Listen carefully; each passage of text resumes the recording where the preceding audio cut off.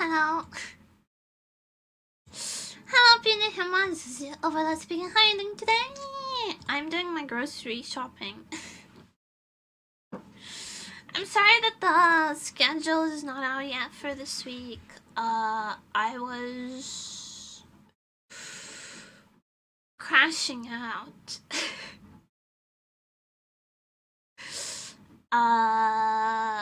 Yeah. I was not doing well. For the past couple of days, I was not doing well, but I took a shower and I had a coffee and I feel better. I feel better today, so I feel like I can get some work done. But I completely forgot that I had to get groceries, so I'm doing my grocery order as we speak. You can get me some Greek yogurt while you're there. Do you want the regular kind or do you want the skyr one that's like thicker? It's like thicker. It's like do you know skyr? I think it's like Turkish. It's basically Greek yogurt, but it's like denser. Regular, please? Okay, I can grab that for you.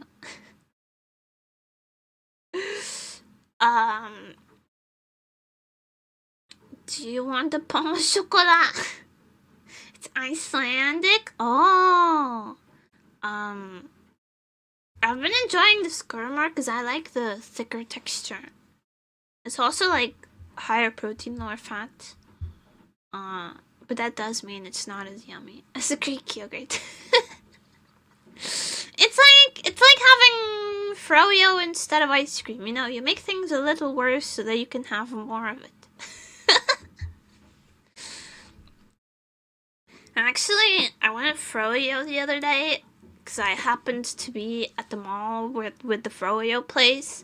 And I waited in line for like 10 minutes because the line was really long. And I got to the front, and the froyo place didn't have any like fresh fruits to put on top of your froyo. It was all like, it was cereal and chocolate chips and like junk. And like, I got to the front of the line and I was like, because I was really craving froyo with like fresh fruits on top. I don't know why. I don't usually care about frozen yogurt. I got to the front of the line and there was no fruit anywhere. It was all junk. And I went, never mind. And I didn't get anything. Never mind. And I left. So I wasted those 10 minutes of my life wasted. Stuff is not worth a 10-minute wait time. It really isn't. But I was craving, you know when you're craving something like refreshing? Hi, Matheus. Hola. Also hi, Farkilk. I did see your peak. Chira. I did see you. I don't think froyo is worth a 10-minute wait also. But I do think sometimes you're just craving something, right? And I was craving something with a lot of fresh fruit. That's it. I was just craving like mango and strawberries, you know? And I was like, might as well, if I'm gonna get mango and strawberries, might as well get it like with a delicious iced treat, no? And with maybe like whipped cream on top. That would be good. But they all of the toppings were just junk. They had a lot of cereals for some reason. Who's putting cornflakes in their froyo? Is what I want to know. What kind of fucking weirdo? Who's the freak putting cornflakes on their froyo? I don't respect that. Masochists? Yeah, you know what I want on this bland bullshit? I want sharp bland bullshit. Yeah, that's exactly what I want. Psychopaths, honestly. Sentences you would hear on an episode of Dexter. Yeah, I don't respect people who put cornflakes on random things. I think cornflakes can be good, like as a cereal, if you put like 3 tablespoons of sugar on top of them.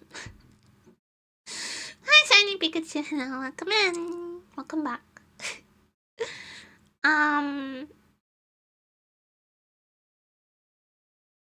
Question mark, question mark, question mark. Cornflakes can be good if you have them with milk and like 3 tablespoons of white sugar on top. Thank you for the budge, Shiny Pikachu. Thank you. I will see you as usual. Yeah, that's the only correct way to eat cornflakes. Cornflakes, no sugar with yogurt. No. That's just shitter. This is just shitter version of yogurt with granola. Why would you do that to yourself? Just put granola on the yogurt like a normal person. Granola or muesli? Muesli is sold here as a cereal. But let's be real, muesli belongs on yogurt. Yesterday I got home 18 armor turns made with diamond in my 18 sets of netherite. Oh, Minecraft. I thought you were a cool person who collected armor for a second. No, that's Minecraft. Congrats! The armor trims are really cool in Minecraft. I wish my Minecraft phase had lasted a little longer into the armor trim overlap, but I stopped playing Minecraft quite as much. I'm interested in joining a server though. Like, I don't want to play Minecraft by myself, which is how I usually do it. I'd be interested in joining a server. I wonder if any of my Vtuber friends are currently in like a server that I could join. I should ask them. I should just ask them. Join the Super Mario Land 2 community server. I don't think I'm. I can't say that. That's not a joke that I can make. That's not allowed to. You're not allowed to say that, nemuri. That's not my brand of autism. Everything collect armor set and 9 armor. Oh, I used to collect. I was Buffin. Welcome to Nemotopia. Hope you enjoy your time here, because there's no way I'm in here forever. Thank you for the follow. I used to collect like every armor set in every color as well. That was one of the things that I always do when I had a Minecraft world. It was I would like get every single armor, every single thing, like a huge collection, and have like a showroom for it. Sometimes I'd make like a store. I was the armor peddler. And I'd even collect like all of the chainmail armor stuff from like the mob spawner. Yeah. Fun times. Can't say they weren't. Can you craft chainmail now? I don't know. When I played Minecraft, you couldn't craft chainmail. You had to get it from drops. Chainmail armor. You had to get it from drops. It was not craftable. Also, question, will you watch the Super Mario Galaxy movie in Portugal without April 2nd, just like Brazil, my country? No. I did not watch the previous Mario movie. I have no interest in Mario movies. I have no interest in most video game movies that do not star Angelina Jolie as Lara Croft. I don't really like animated, here's the thing. I do have a guilty pleasure for, kinda bad video game movies, like Tomb Raider. Tomb Raider is good, actually. But, Resident Evil, I love the Resident Evil movies. And I love the Silent Hill movies. I do. They're kind of bad, but I love them. They're my guilty pleasure. Except I don't feel shame or guilt because I'm immune. But when it comes to like animated video game movies, like the Minecraft movie or the Mario movie or the Sonic movie, I don't care. I don't have an interest. I like cinema, okay? I like good movies mostly, and I like horror movies. And I like when those overlap, like when we get to the Resident Evil movies or the Silent Hill movies. Those are which are both horror movies and games and game movies. But I've mostly been watching. I know it sounds pretentious, but I've mostly been watching like cinema. I like A24 movies because they're weird. I like the weird ones. I've been thinking of rewatching The Menu because I really liked. I watched that in theaters and I really liked it. And I really like Anya Taylor-Joy. I've watched The Witch like 5 times at this point. I like the weird movies. What's the movie that I really wanted to watch? I recently watched Marty Supreme. That was really good. Oh, I want to watch Die My Love because I like Robert Pattinson.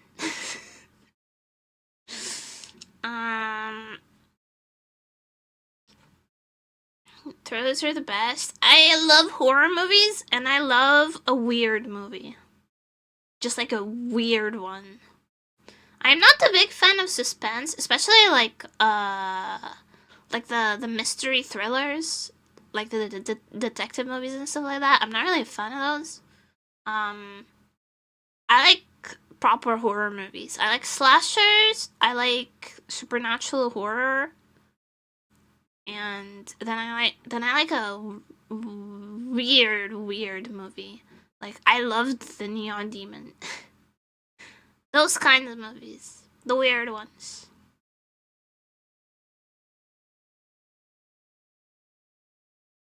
Cool thing about the European Portuguese dub in the Mario movies, the Mario is voiced by Luis Barros, the same who did the voice for Whisper in Yokai Watch. Oh, you want to know a fun voice actor fun fact?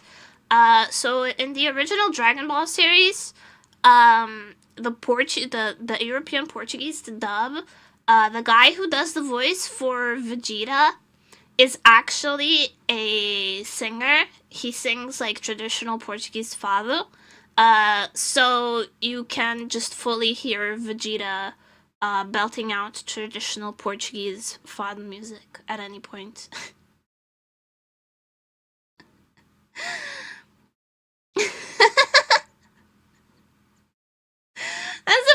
That's a fun fact I like to bring up.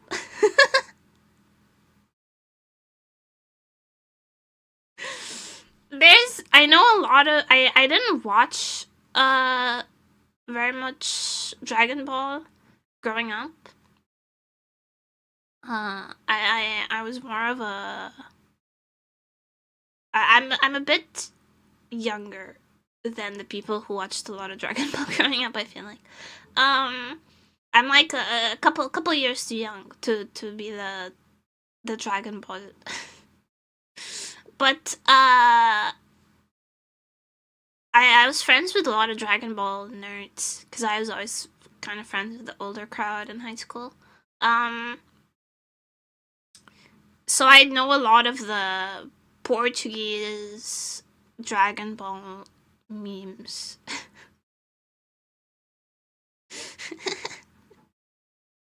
Calma vida. That's one that we still use in conversation when someone's getting too rowdy.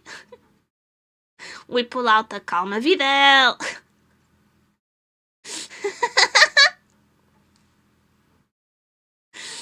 Sorry, the reference that only like 2%, 10% of Portuguese people will understand, which is like 0.1% of my chat.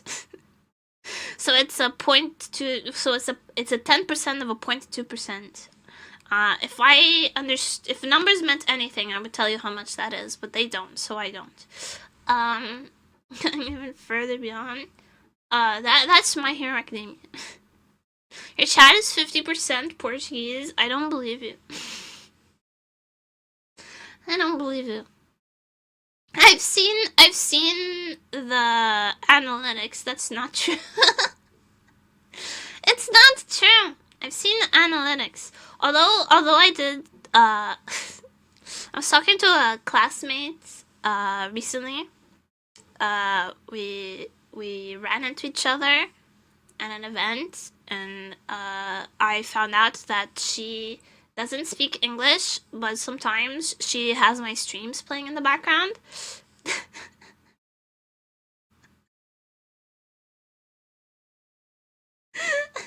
I felt kind of shy about it.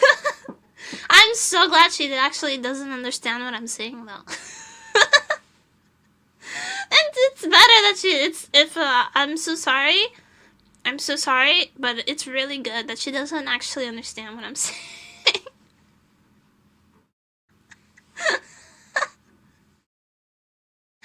Well, it's preferable.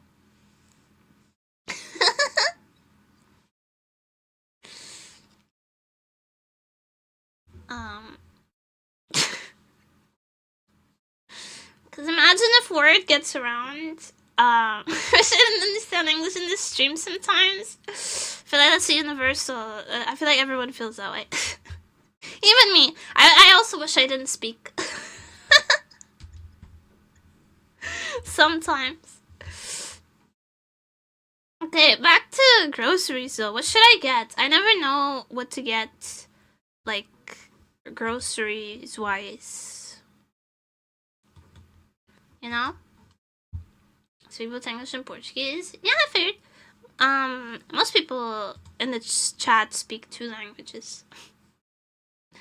All of the Europeans are bilingual. Not all of them. The vast majority of Europeans are bilingual, I feel like. It has to be like 2/3 at least. English and American. Howdy partner. Is that...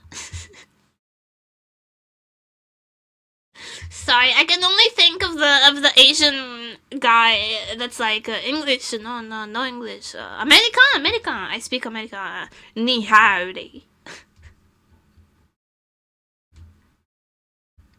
Do you guys know that one?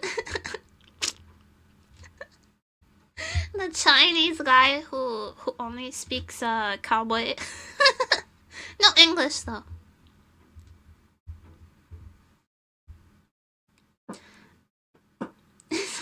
It shows up on my YouTube shorts. Portuguese Hero Shocks logos with perfect American. I should go to freaking Texas and hit him with a howdy partner. Now I'll be darned. Heavens to Betsy.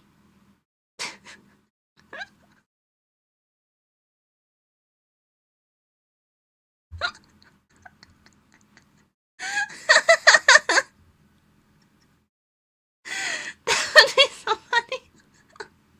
And then I could go to the UK and do the same thing.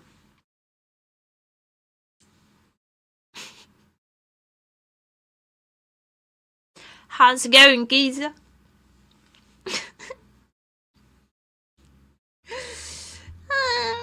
I do fuck.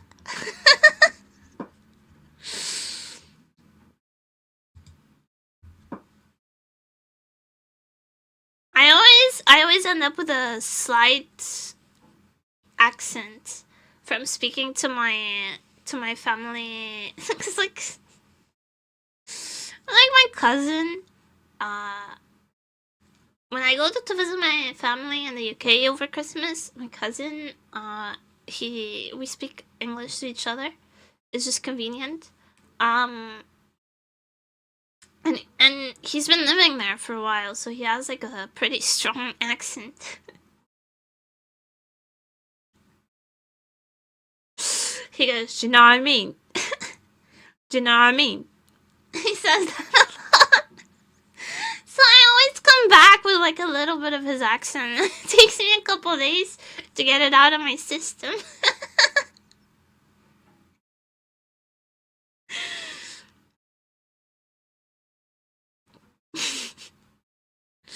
The accents are contagious if you're neurodivergent.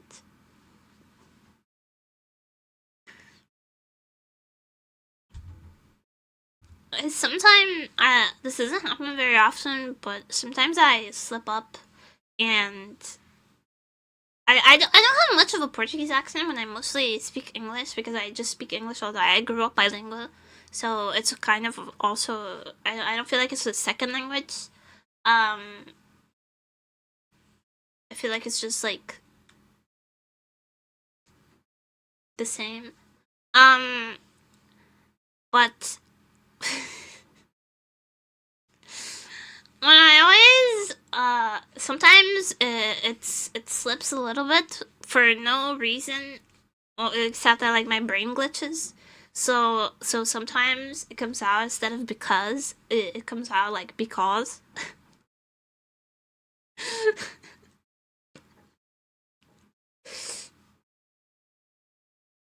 I just feel so fucking awkward about it. Not as awkward as when people overhear me speaking English to someone and then I say a word in Portuguese and then third party approaches me with like, wow, your Portuguese accent is really good. I have to go, yeah, that's because I'm Portuguese. That one is much more awkward, I have to say. That's because this is my first language, bro. Sorry.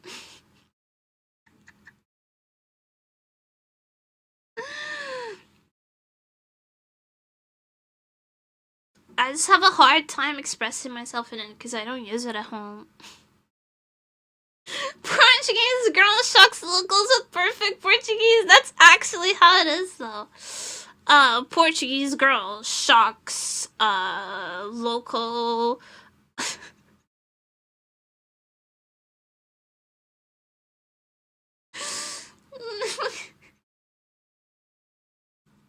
I forgot the Portuguese name for like a hole in the wall kind of dining place. Fuck. I forgot the Portuguese words. Now my joke doesn't work.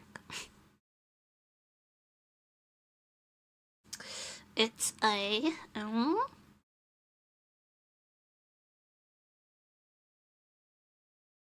oh my god, it's like a restaurant, but it's mostly like in more rural areas. It's like outside of the cities, and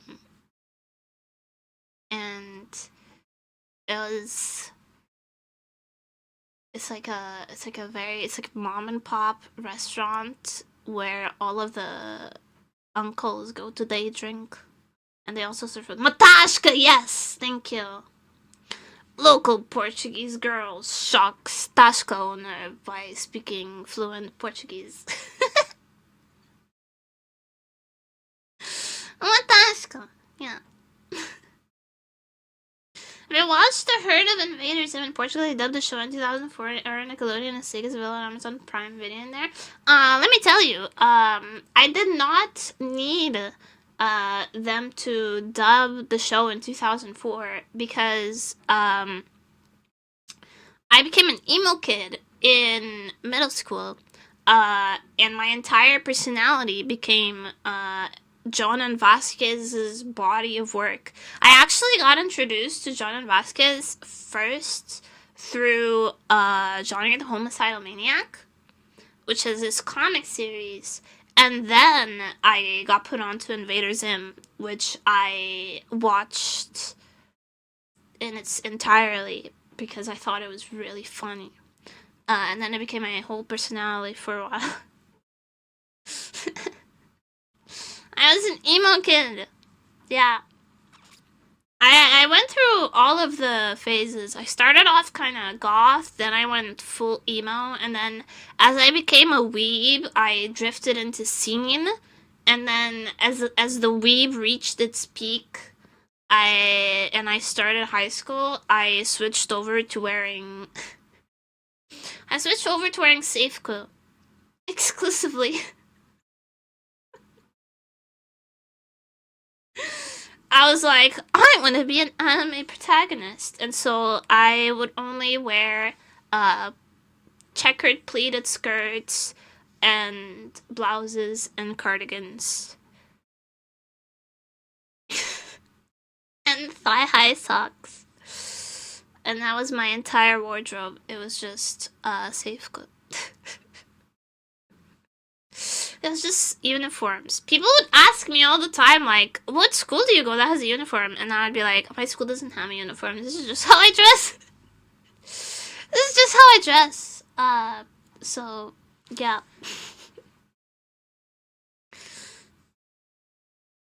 Throughout high school, I basically just wore Seifco style clothing. And then at university, I just wore whatever I thought was cute. So, like, a lot of pink, a lot of pastels, a lot of, like, a little bit of otome. And then I became a hikikomori. And I only wore pajamas for 3 years. And now I'm a full jirai joshi. And I only wear jirai-kei. I only wear jirai-kei. I went from casual kawaii fashion to pajama to jirai-kei. No in between. Yeah, I was an emo / scene kid, so I'm well acquainted with Invader Zim. I have the schism. I should get like a vegetable, right? Sorry, I'm still doing my groceries. I should get a vegetable. Meat, I don't need. Meat, so many pages of just meat. I don't need it. I don't want it. Ooh, cheese. I also don't really need cheese. I already got some vegetables. She's fucking cooked. Well, I'm not the person who cooks, though. Oh, there's a lot of Valentine's Day stuff. I should get cookies. I should get the hard cookies for me. For me. Oh, there's so many heart-shaped stuff. Oh, cookies. They look good. Valentine's Day. Oh, Valentine's Day cookies. Ooh. Just put a fucking heart on it. Look in them? No, I don't want to look in. I want to get cookies. I want to get the heart-shaped cookies. Ew, there's cinnamon. Never mind. Never mind, though. Ew, cinnamon cookies. Disgusting. I don't like cinnamon. It also makes my throat itchy. Whipped cream cake. Heart-shaped cake. What the heck? Beetroot bread. Okay, it's red. It goes in the Valentine's section, I guess.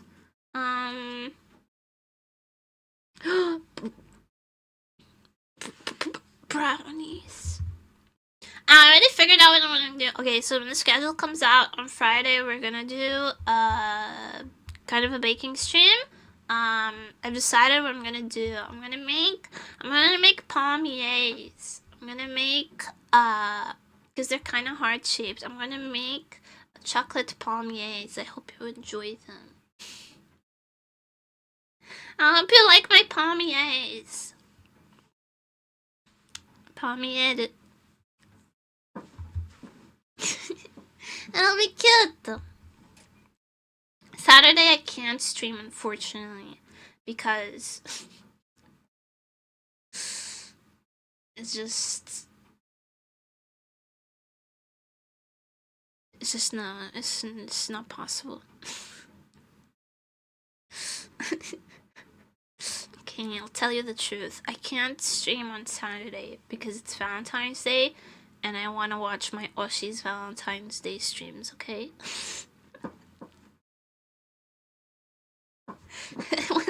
I wanna go on a date with my Oshi on Valentine's Day, okay? I wanna do a shikatsu.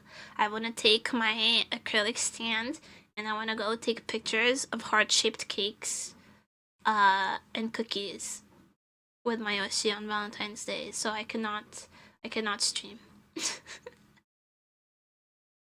And I wanna watch my Oshi. Well, there will be hopefully there will be an ASMR video up on Saturday, so you can hear your Oshi. You can hear your Oshi. That will have to suffice.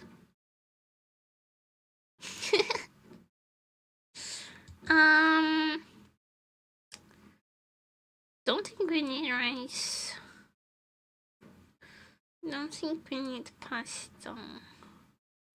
Oh my god, the price of olive oil is ridiculous these days. Sorry, that was the most Portuguese thing I've ever said. Valentine's Day kind of sucks. Valentine's Day kind of sucks if you think about it as like, I need a date to do things. If you just think, oh my god, everything is cute and strawberry flavored and chocolates, and then it becomes good. And Valentine's Day becomes good. If you think of it as like, instead of like as a couple's holiday, if you think of it as like, oh my god, the world is just kind of cuter today, then Valentine's Day is good.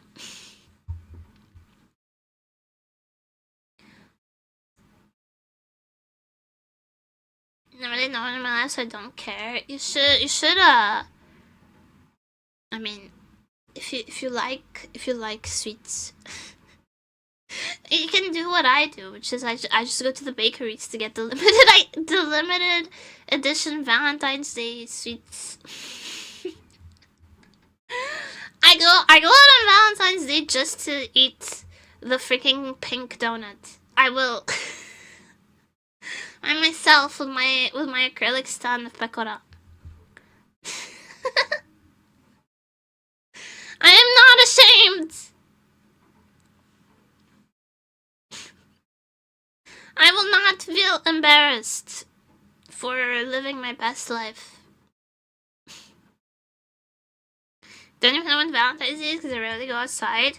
I get reminded of Valentine's Day because other VTubers also celebrate it. Like, they do special things.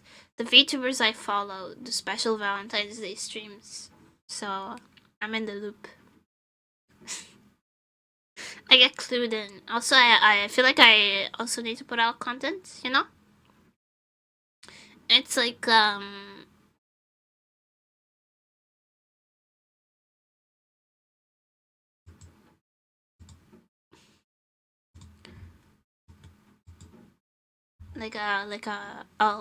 it's a holiday, so I need to do something special kind of mentality. Just because I'm a content creator. Impossible to say that without throwing up. All the chocolate is on sale? Holy discount? You're telling me I can get matcha Kit Kats for 20% off? I love Valentine's Day. What the fuck? What the fuck? What? Salted caramel Kit Kats, hazelnut Kit Kat, double chocolate chocolate chip cookie. Oh my god.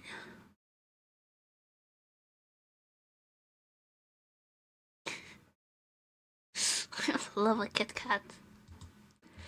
Oh, hell yeah. Should call yourself an influencer or throw myself out the window? Who am I influencing?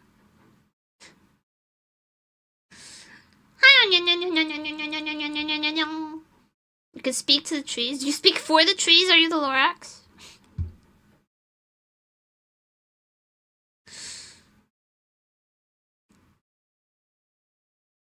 Me? You what? Do you not like Kit Kat?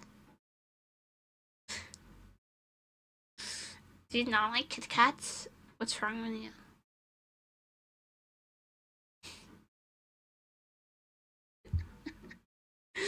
You're influenced by me in what way? In what way do I influence you? The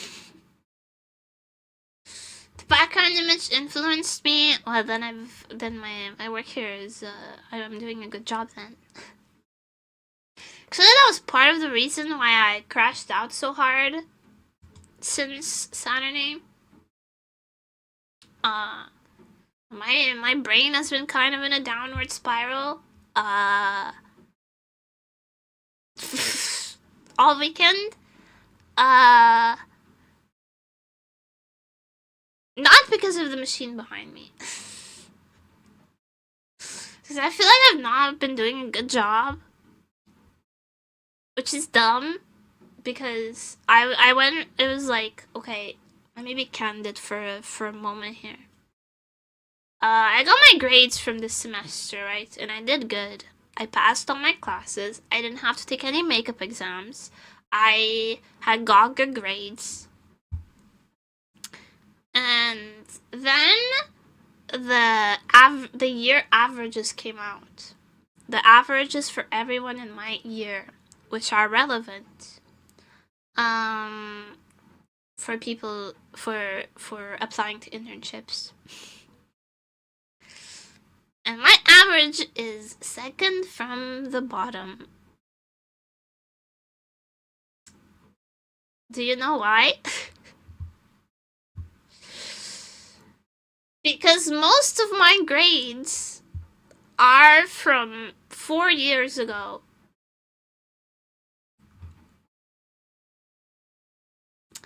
When I was unwell.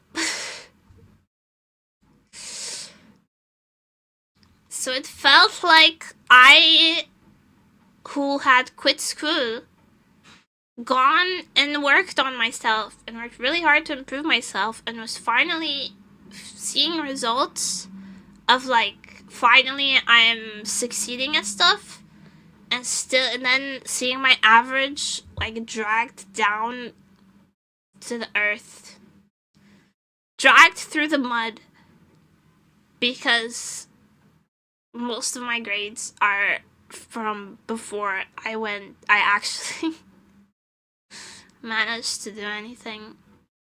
It's so bad. It hit me so hard. I felt like it doesn't matter. Nothing matters. It doesn't matter how hard. Nothing matters. Working on yourself doesn't matter. Improving doesn't matter. Becoming healthier doesn't matter. Getting help doesn't matter. Nothing matters. And that's what kind of kicked off the downward spiral, because I was feeling so good. Hi, Zach. I was feeling so good over, like, being on track to graduate and getting good grades and getting an internship. I was feeling so good about that. It was like getting dunked in ice water.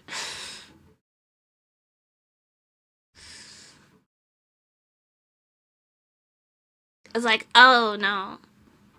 No. And it's really frustrating. People will be willing to tell you out if you show good work later on. Here's the thing though, I'm already working. When I dropped out of university 4 years ago, I started working right away, doing commissions. I've been a freelance artist successfully for 4 years now. I've been working really hard. I just went back to school just so I could, because I only had like a couple classes left and then I could have a degree. There was 4 classes left for me to finish my degree. 3 classes and an internship, to be specific. So that's the only reason I went back, was just to finish it. Because it was so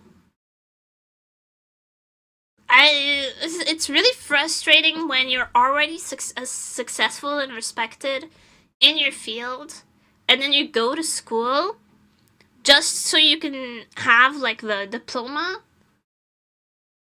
because you might as well. But like the real world doesn't matter in school. You know what I mean?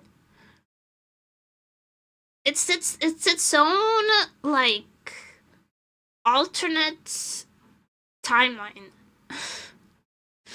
School is its own ecosystem that does not respect the real world whatsoever. And it's extremely frustrating.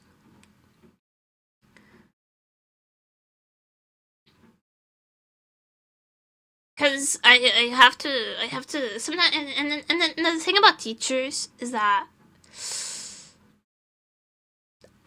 not all of them, obviously, but a good handful of teachers never left that ecosystem. Like, they were students and then they became teachers pretty shortly thereafter, and they never left the school ecosystem. And it shows. Like, wow, you never left this this closed space. You've never left your enclosure, and it shows. You ever heard the phrase "You're great a fish on how well can climb a tree, live its life, thinking it's a failure"? Yeah, I've heard that. I've heard that. My friend did the wrong decision going back to school to get a degree. I would not have gone if it was expensive, and if I had a lot left to do. The only reason I went, it's because it's very affordable, and I had very little left to do in school.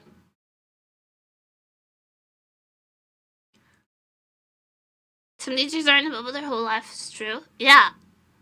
Like, some of the teachers never left the academic bubble, and it shows. And it's very difficult to explain to these people.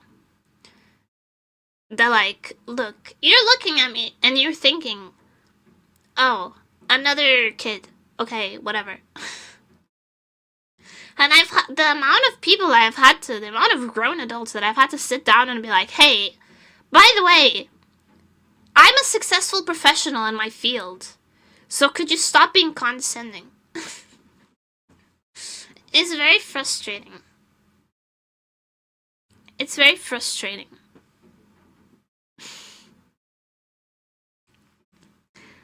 Especially when I was like, so I have special needs. I have a disability. Basically, I'm only allowed. I have a 60% disability rate, which means I'm technically only really supposed to or allowed to work about 40% of the amount of work of your average person. So, imagine someone works, I don't know, like how many hours does a normal person work a week? 40 hours?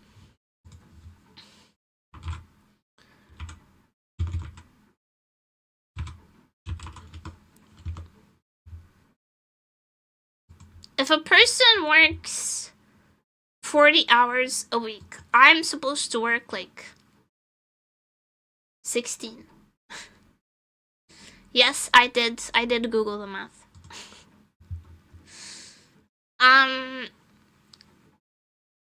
So I had to explain this to my teachers. It was like, okay, there's the internship hours.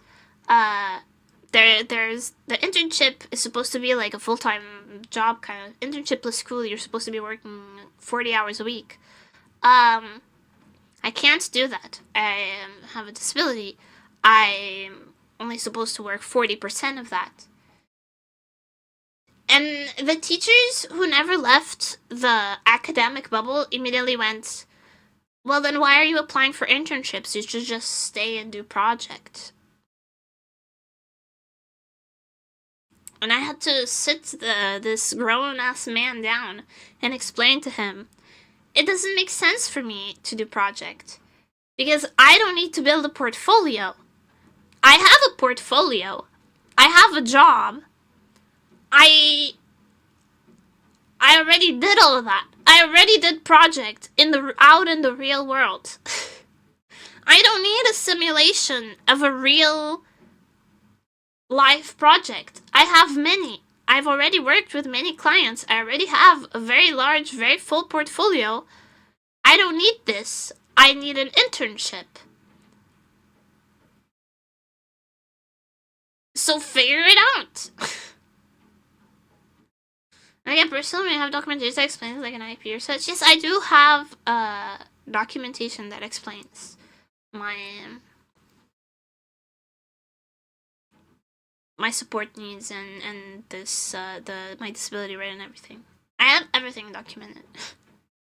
I that was one of the ways that I was able to go back to school, is that I had everything documented, which was also really frustrating because the school doesn't communicate to the teachers. Like, when you have special needs, there's a bunch of accommodations that are requested of the school, but the school didn't communicate any of these things to the teachers, so I had to show up to class and be like, hi, I'm the student with special needs. Did you get my accommodation requirements? And the teacher's being like, no. I was like, okay, I need a room to work in by myself. I need a quiet room by myself to work in. And they're like, well, that's not how my class works. You can't do that. And I was like, no, but that's what the law says, though. Here's my legally binding document that says that that's part of my accommodations, and therefore needs to be provided for me. Thank you. It's really frustrating to have these conversations over and over again.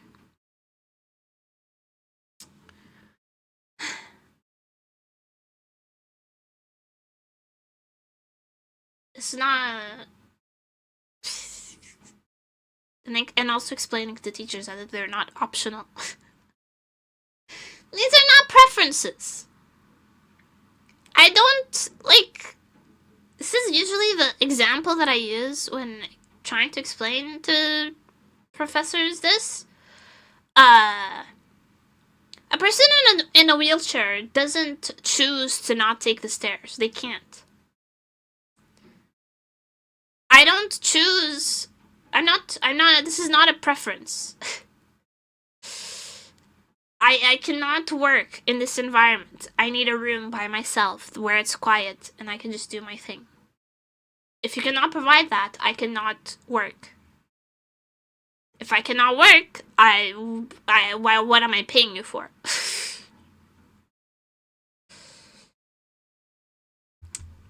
The whole cycle is very annoying.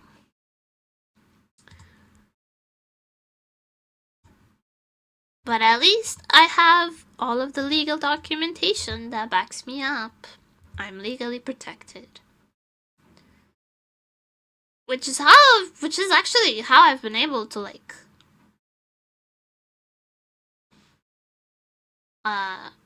successfully reintegrate into school. You know? That's the reason I'm able to get good grades now, and I'm able to finish, not have to take makeup exams all the time, and actually be able to, like, do well in school. It's because I now have all these accommodations that allow me to function and not end up in the hospital after every semester. Show them your figurine collection and not to accommodate you. Throwback to when my teacher said I didn't look autistic.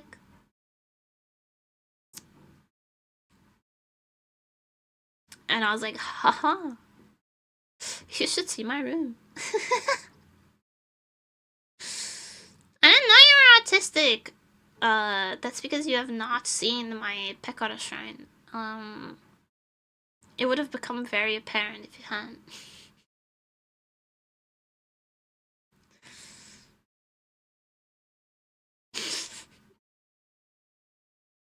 Do you know how many taco pizza I own? Actually, I've not counted my taco piece. Let me count them on the top of my head. 1, 2, 3, 4, 5, 6, 7 taco piece. Not trying to prove you're autistic as fuck. That's my point. And this, I actually had this conversation with my therapist. I was like, why do people keep telling me I don't look autistic? It's so obvious. And my therapist said to me, and it sounds like I'm just gassing myself up, but this is genuinely what she said to me. She said to me, it's because you're pretty and you dress nice. And that's not like what people picture in their heads when they think of someone with a disability.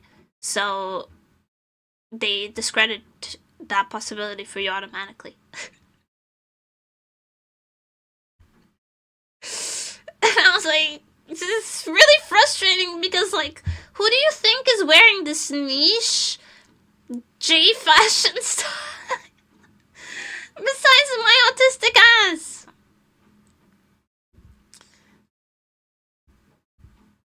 It's dumb. I'm just waiting. I'm also like, okay, this is me dooming for a second, but I think I'm allowed to do it because I've been doom spiraling for like 3 days now. So I think I'm allowed to expel these thoughts a little bit for just a minute here. I feel like people are gonna take issue with the way I dress. If I get an internship, I definitely feel like someone's gonna bring it up. They might not. I might just be schizoing. But I feel like someone's gonna be like, is that how you're gonna dress at your internship? It's a job, you know, you have to look professional. And I'm going to be so angry when that happens.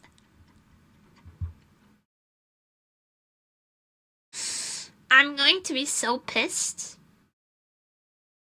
And I've tried to, like, talk myself out of being angry about it. I've tried to be like, okay, if you know it's coming, you can prepare yourself. You can calm yourself ahead of time. You can, it's fine if they ask. But no, I'm angry already. I'm angry just thinking about it. I dare one motherfucker to bring it up. I dare one person to ask, is that how you're gonna dress at your job? Yes it is. Next question.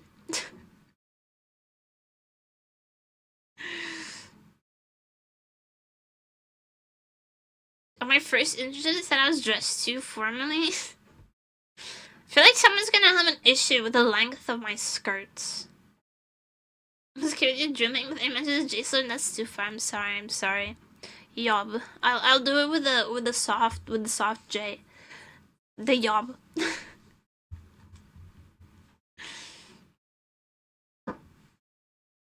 This is just arguments I've had with teachers over stupid shit, like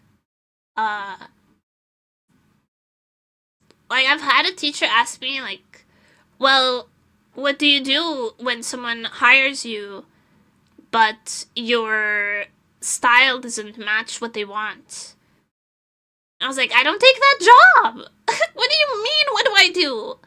I don't take that job, it's not for me. There are other people who do that. I take the jobs that I'm good at. And motherfucker said, oh, then you'll never make a living off of this. It's like, maybe you won't. Skill issue. I got skill issue. Like, what are you gonna do when someone doesn't want this very specific niche that you've created, that you've put yourself in? They can go find someone else.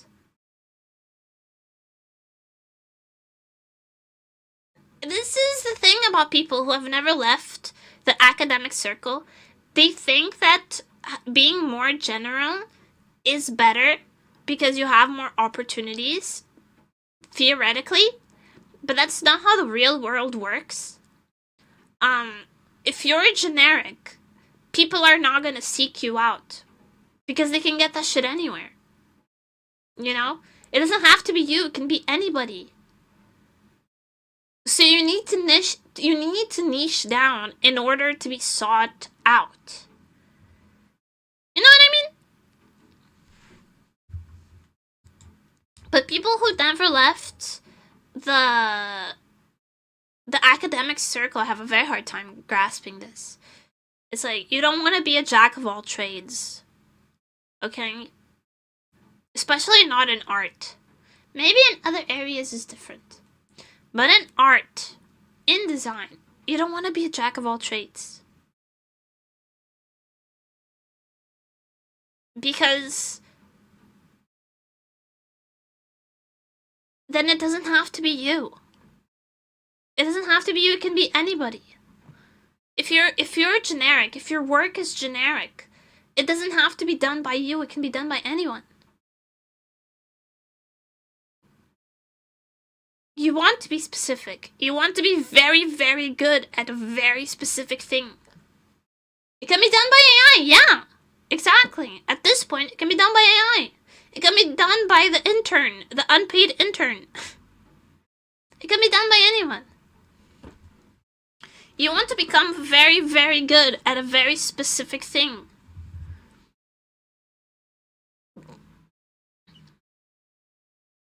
And then only you can do that.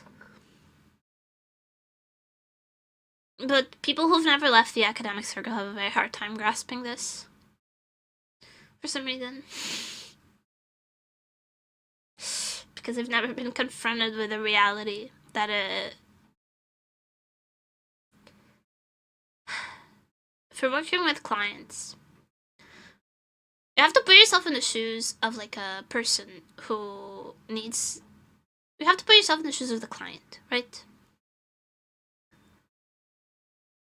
If you're looking for someone to make something for you, and you see like 15 of roughly the same thing, how are you gonna decide between them? You're just gonna pick the cheapest one, right? If you have 15 different guys doing the same thing, you're just gonna pick the one that's cheapest and then be done with it, right? But if you're looking for something, and there's 15 different people with 15 very different takes on it, very different styles, you're gonna pick the one that looks the coolest, right? Kind of regardless of price. Because trying to be the jack of all trades is a race to the bottom. Because you're gonna have to become the cheapest one or the fastest one in order to keep up with like the supply and demand chain. And you're gonna be overworked and underpaid. If you're a master of one thing, people will seek you out for it, and they will pay your rate to get something done by you. And then them's the breaks. That's the facts. Like, you know. Why do you think Twintail can charge however much as she wants for a rig? Because she's extremely good at it. In a very specific way.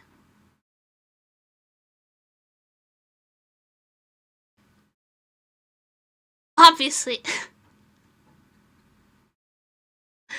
Obviously.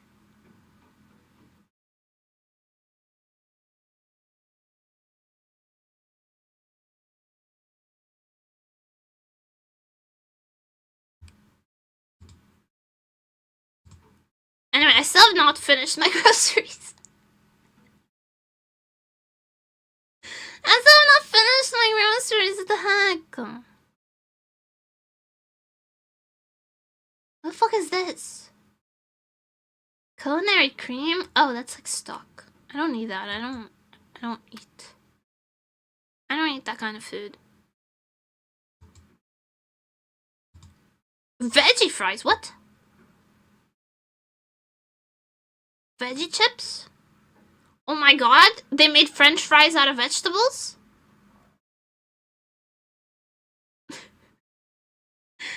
There. We found 5 bags of spinach now. No. I'm getting the French fries made out of vegetables, actually. Fuck you. Normal French fries, potatoes are not a vegetable, I'm sorry. Culinarily, they're a carb. Botanically, they are a root. Not a root. They're a...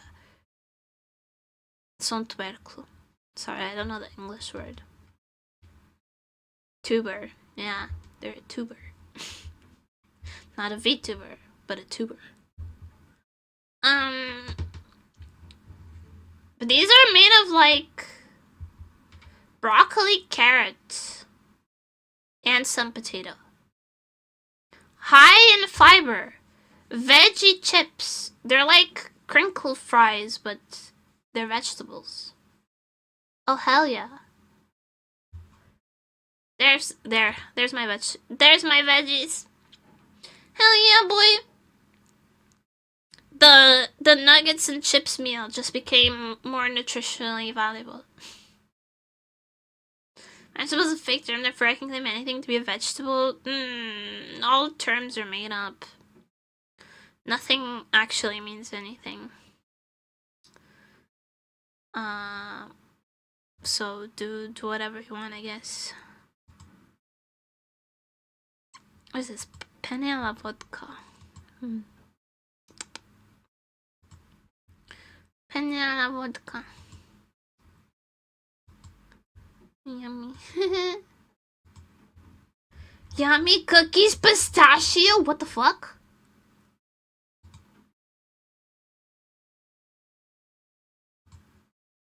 They're called yummy cookies. Yeah, I want some.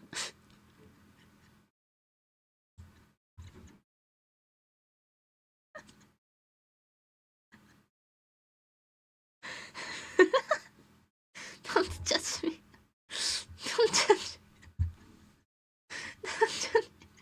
They're literally called yummy cookies. What am I supposed to do?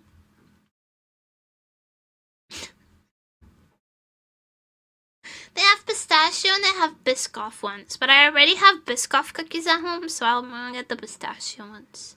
I really like pistachios. Put this bunny in charge of groceries.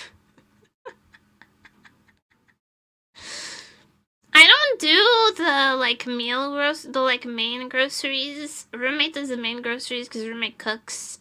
So it's basically just me like adding stuff for me to eat when roommate is not home, and I don't really eat when roommate's not home. So it's honestly just coffee and cookies. No, there's chocolate milk. Coffee, cookies, and chocolate milk. And strawberry milk. And beer.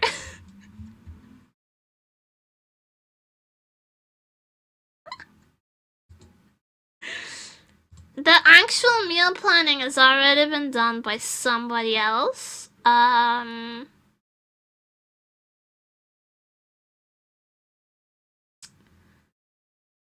So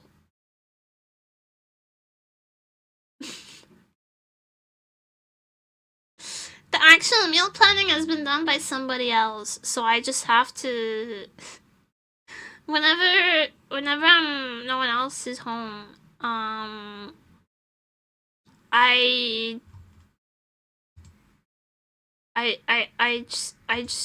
just eat cookies and drink coffee.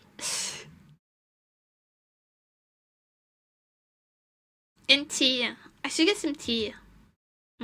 Tea.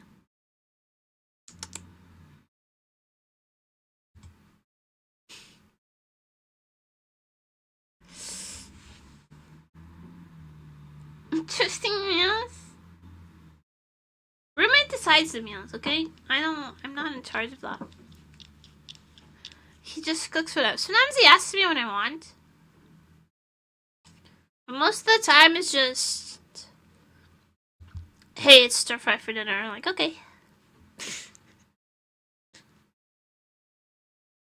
Okay. But sometimes there's like tomatoes and then like a salad or something, and then I get upset. And I pick out the tomatoes, and then roommate gets upset.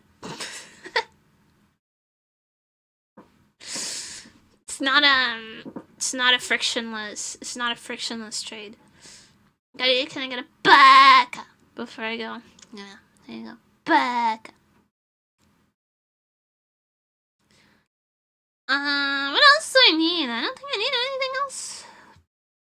I'm kind of cruising. Oh, we need paper towels. We hella need paper towels. That's also the stuff that I'm in charge of. Is like paper towel. Like the cleaning stuff I'm in charge of.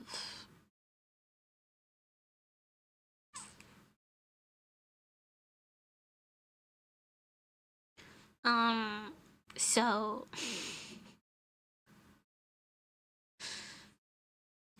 this is fine.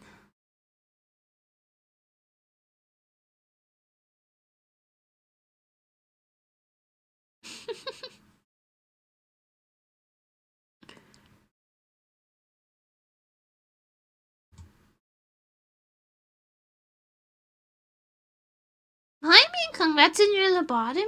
I hope you feel better. We don't need cat food because we still have cat food.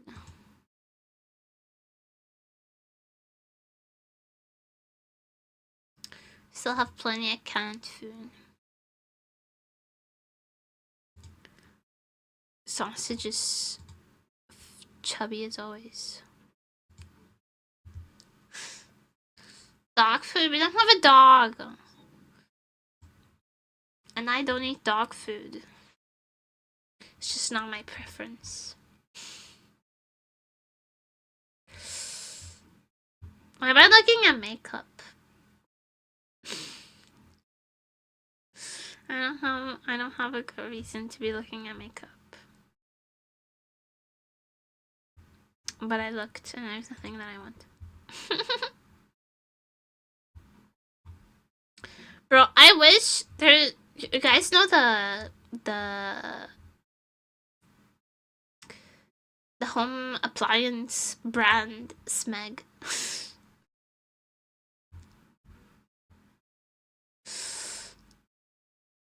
Bruh, why would you name it that? I'm pretty sure that the brand precedes the advent of the freaking smegma word term. Pretty sure the brand precedes it, but like I really desperate. They're very cute. The appliances are so cute. The electronics, the freaking toaster is really cute. They're like a vintage style. They're so cute, but they all say Smeg on them, and I cannot divorce the concepts in my head. I cannot have a fridge that says Smeg on it, okay? I can't do it. I'm not strong enough.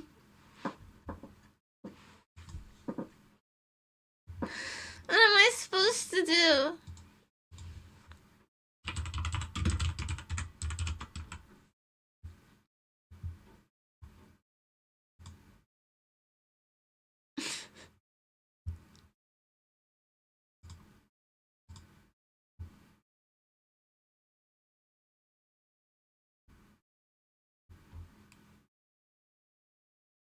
Napkins, what? No, I want kitchen roll. Give me kitchen roll. Where's the kitchen roll? Napkins. No, kitchen roll. Oh my god, I'm gonna crash out. Yeah, it can be the eco-friendly ones. Damn.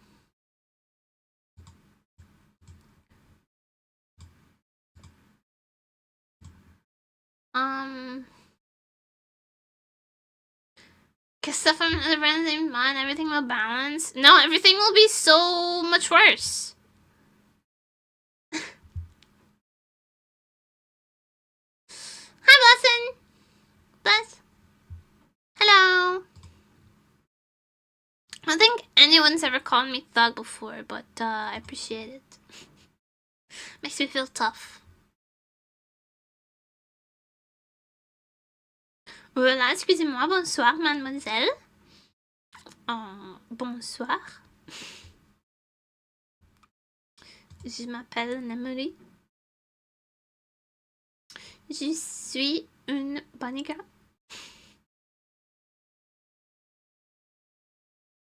J'aime des chats et des gâteaux.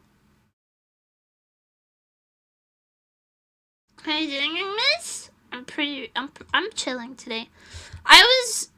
We almost didn't make it. I love starting a sentence like that. We woke up, we were pretty rough. It was not vibes, but we have since recovered to the best of our ability. And now we're chilling. I don't speak French, so don't try. Ne parle pas un petit peu de français? Ah.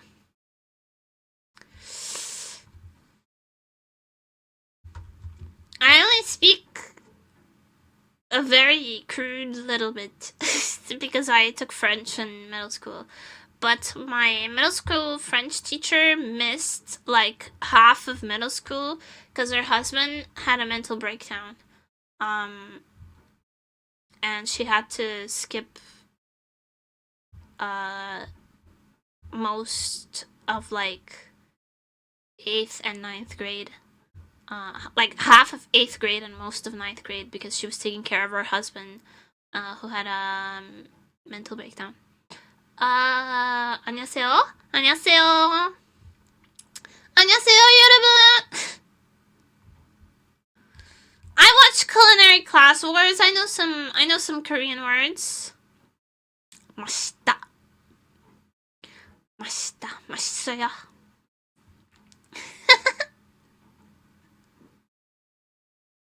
That's mostly what I know in Korean.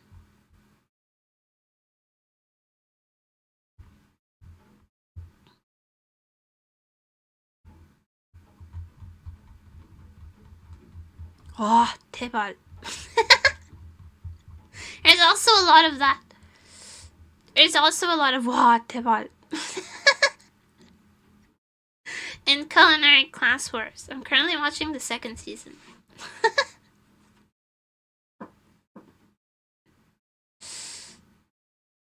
I haven't heard Korean in a long time. Well, I'm a worldly bunny girl. Does that mean it's like incredible, like amazing? Wow, 대박. It's when they try the food, they go, wow, 맛있어.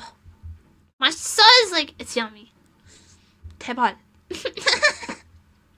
Worldly educated person, yeah. I'm a multilingual bitch.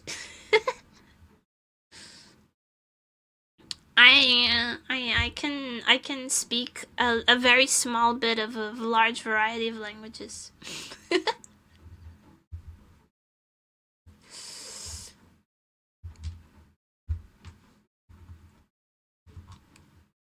What else? I don't know what else are you supposed to get when you're gonna roll with toilet paper, probably?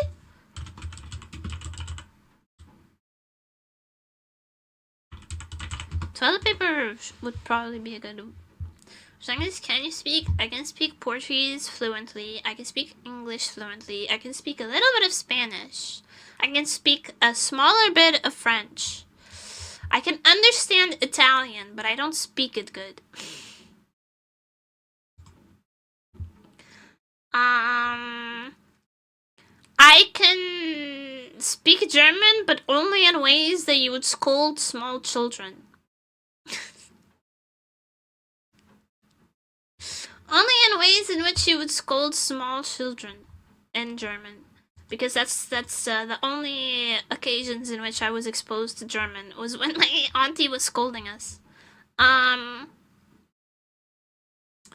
I can speak a weeaboo amount of Japanese, and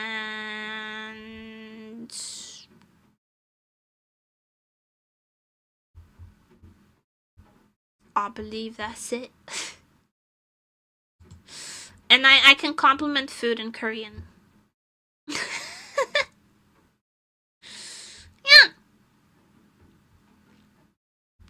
That sounds about right.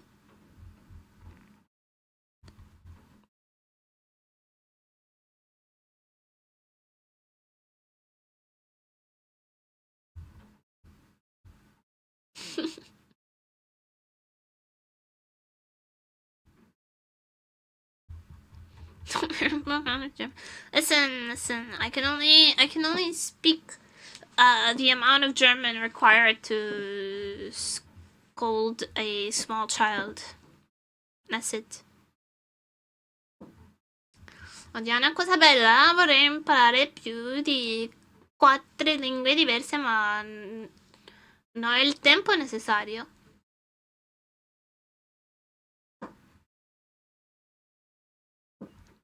Yeah, I can do. I understood most of that.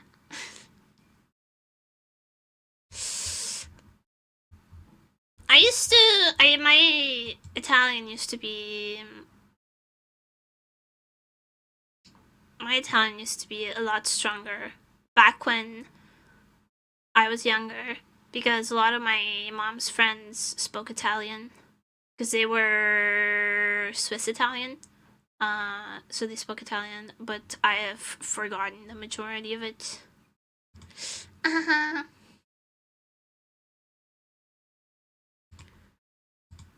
Can't be helped. It is simply that if you don't use it, you lose it. It's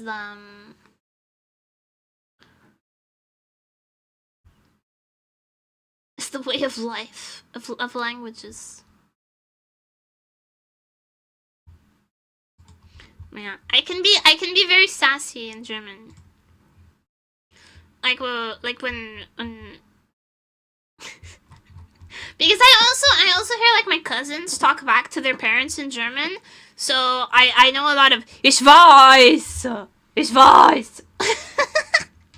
and that tone specifically. Ich weiß. Speak Italian, almost fluent, Romanian, almost fluent. Oh, I always wanted to learn some Romanian. English, almost fluent, a bit of French, Arabic, German, and Spanish. I used to have a friend who spoke Arabic, but back in high school, but I have not seen her in many years. Spanish? I don't think my Spanish is good. I just think my Spanish is close enough to Portuguese that I can make up for the parts that I don't know.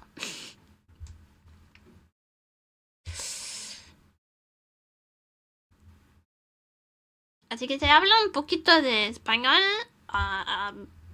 apenas el suficiente para que las personas comprendan aquello que necesitas, y así se puede comunicar. Más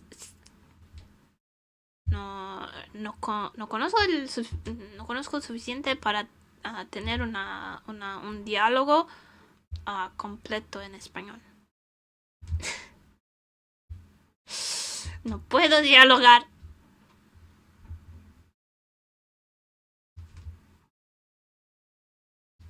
My main language is Romanian, and it's easy to learn other languages: Italian, Spanish, French, and Arabic, because you have a lot to learn technical words. Then you'd have an easy time learning Portuguese, because Portuguese, like, out of all of the Latin-derived languages, Portuguese has not changed very much. Has not changed basically at all since like the Middle Ages. So a lot of the root words are the same, and they're actually closer to their origin.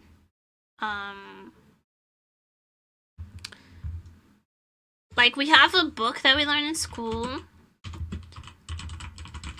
that is from 1572 that is still completely readable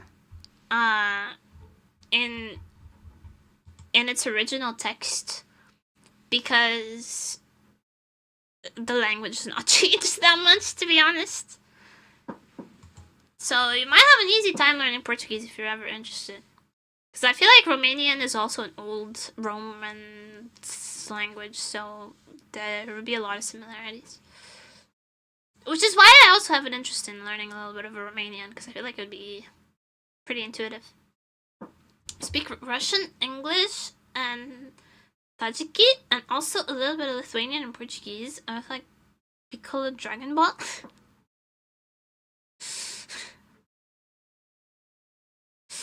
I like from Dragon Ball. Who do I like? I haven't watched a lot of Dragon Ball, but I like. Is it lame if I say I like Trunks? I specifically time skip Trunks. I think he's a fashion icon. Older Trunks has hella drip, so that's my honest opinion on the matter.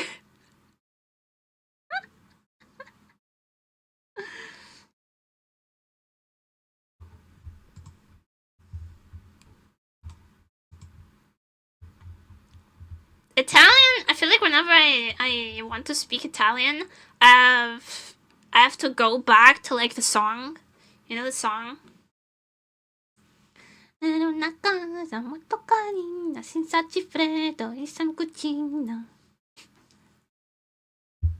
have to sing that in my head for a little bit to remember the little bit of Italian. What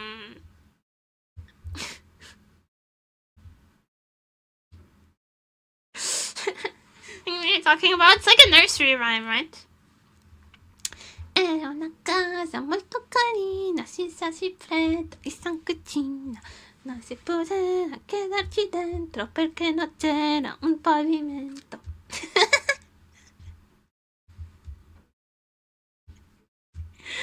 I have to sing that in my head to remember my Italian. To get in the mindset.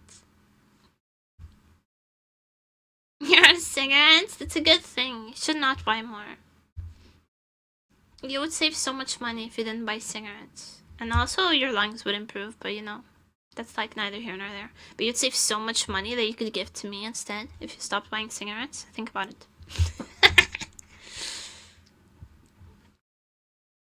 Isn't it called the drinks? Because it's a tall glass of milk. That's my Fortuna. Thank you for the follow. Welcome to Nemutopia. Hope you enjoyed your time here because there's no way out here in there forever. Thank you. My Barcoke. Chira. Chira. And thank you for the daily blood news as usual. I love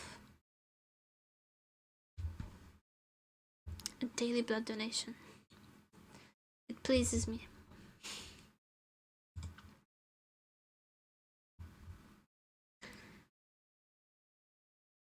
What's your favorite button of cigarettes? Mine's Vincent because I'm a woman.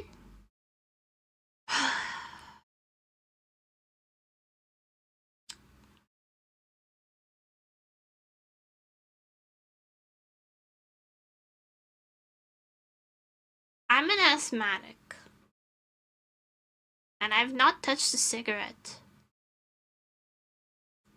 since 11th grade. But the least offensive ones were Marlboro Reds. Unless you were buying, like, the packs, the least offensive ones were Marlboro. But if you were buying the loose leaf, it was Camel. Camel is the best, like, loose leaf one. But pack cigarettes, Marlboros are better.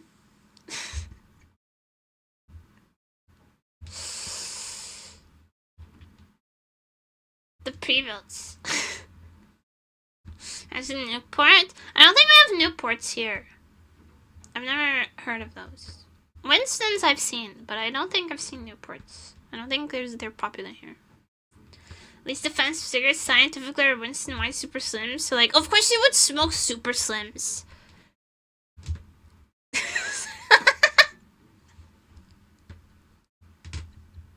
I can picture it in my head immediately.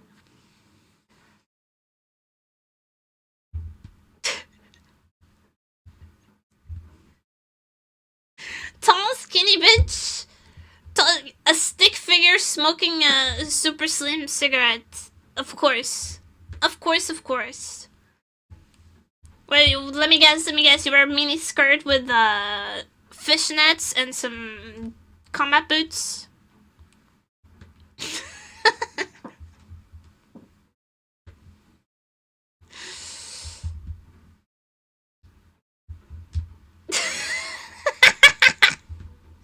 Ran for filth.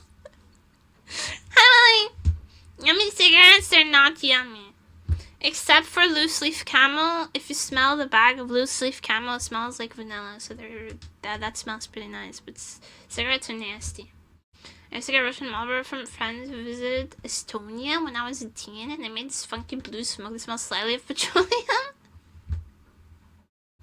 I might do it every time, and it's cheap as I kept buying. Oh man, well, I feel that's here is fucking.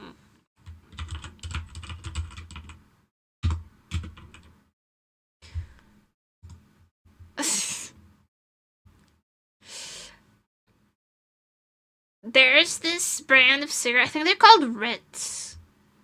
Oh my god. Is it Ritz? Hold on.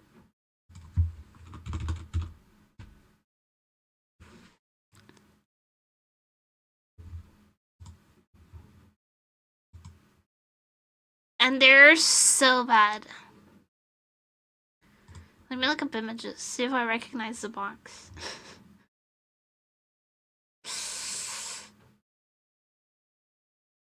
Yeah, the gray and black box. The gray and black box of Ritz cigarettes. They were nasty. They were the nastiest one. It was straight up like a fresh Ritz cigarette tasted like if you had taken a cigarette butt off of a ashtray and smoked it. That's how a fresh Ritz cigarette tasted. I also welcome in Uncle Put. Uncle Puta. Puta. My smokes are actually Russian.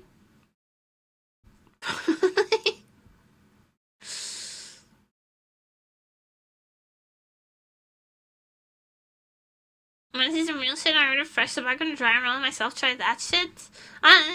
Wanna see some real shit? I don't smoke because it's a waste of money. It doesn't even get you high. Why spend $7 on a pack of cigarettes? €7 on a pack of cigarettes when you can spend €2.30 on a bottle of clonazepam that lasts a month. Food for thought. Treatment of Western cancer medicine.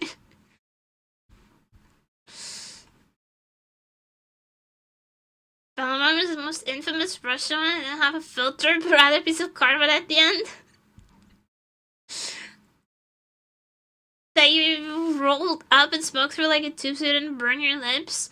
Oh, okay, so throwback to high school when I dabbled in weed a little bit. My friends smoked weed and I partook sometimes. And I think in America you do like roaches, but here we don't do that. Here we make cardboard filters, which you take a piece of cardboard. We were art kids, so we would take a piece, like a rectangle of watercolor paper. And you would fold it in an M and then into a tube to make a filter. And in high school, I thought I was cute. I mean, I am cute. But I thought wouldn't it be so cool if I got creative with it? So I learned how to make all sorts of filter shapes. Of cardboard filter shapes. So at one point, my entire friend group was smoking a blunt with like heart-shaped filters. I did hearts. I could do a flower. I could do a clover. I got real good at it.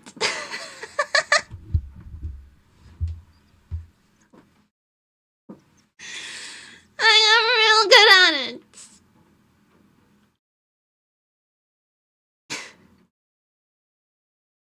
Addiction makes the best craftsman. I wouldn't say I was ever addicted. Because, like, I feel like getting high once a week with your friends is not an addiction. I was just weird. I'm still weird. I just like origami and stuff. I like fiddling with stuff. I like fidgeting. So I also became very good at rolling blunts and cigarettes. So I was never like a habitual cigarette smoker. But my friends were. And it came to a point where I got so good at rolling cigarettes, just because I wanted to learn, that my friends who were kind of shit at it, but like buying loose leaf tobacco is cheaper than buying the cartons, right? And we were all poor high schoolers. So I became the group cigarette roller, and so I never had to pay for the weed. I never paid for weed in my high school career because I rolled cigarettes for everybody who was bad at it.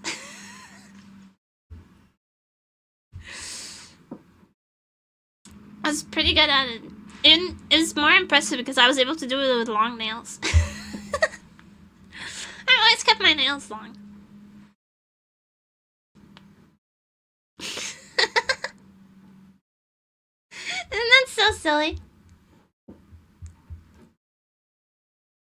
I had a little bit of a wild streak in high school. Okay, I was a little bit of a teenage dirtbag era back in high school because I didn't want to go home. Okay, this is not the time and place. Okay, TPO, time, place, occasion. Jesus Christ.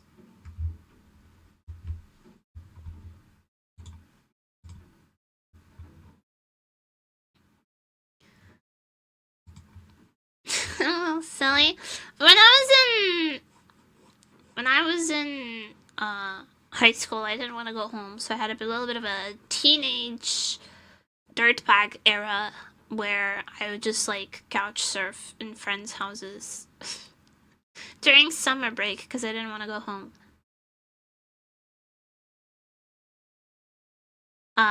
Also, it's very common here for high schoolers to like just drink in the street on weekends.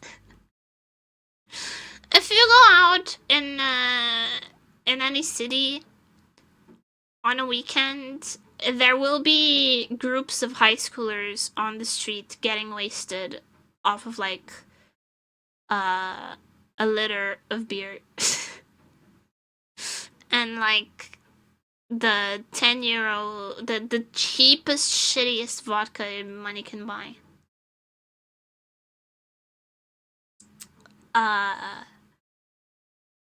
What's the shittiest brand of vodka you've ever drank? Mine was Radeon.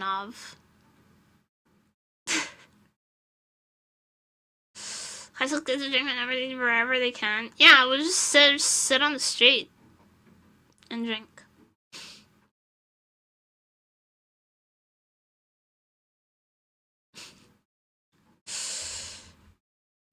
I feel like Radeon is probably one of the shittest brands of vodka that the money can buy. God, just looking at the bottle brings back. It makes my throat burn. Just looking at the bottle makes me upset. My power.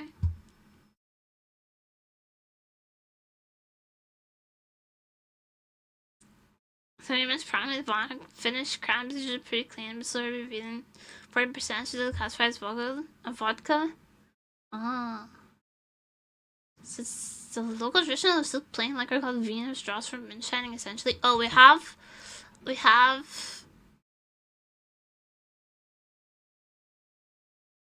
Okay, I can't get into the cheap Portuguese liquor rabbit hole because the conversation will not end. Listen, our country is known for alcoholism for a reason.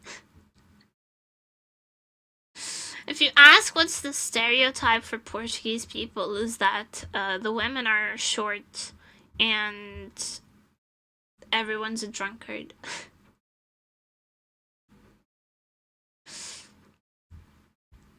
A bottle of Radeon would run you about €7, which divided by 4 high schoolers was exactly 1 skipped lunch a week.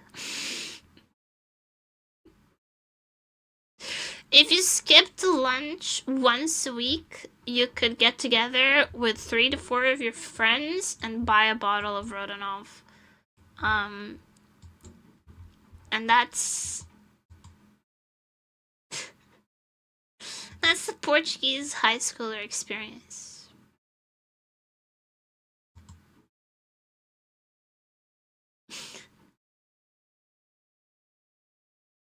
Brazilian Portuguese fundamentals, Portugal Portuguese, and I'll die on that hill. Well, you will die for no reason.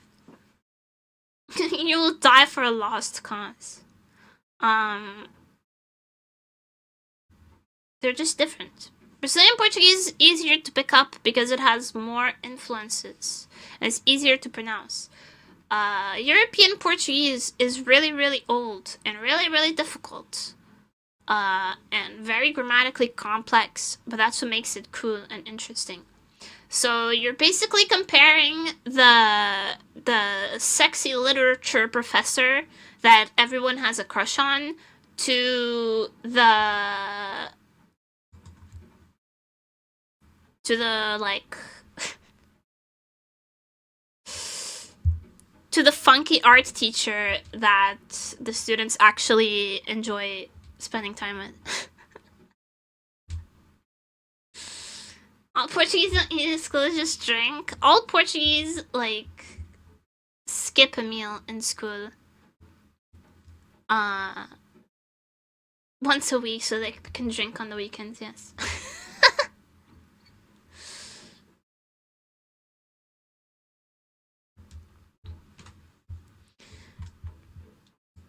Like, they're so grammatically different. European Portuguese from Brazilian Portuguese. People sometimes compare it to like the difference between British English to American English, but most of the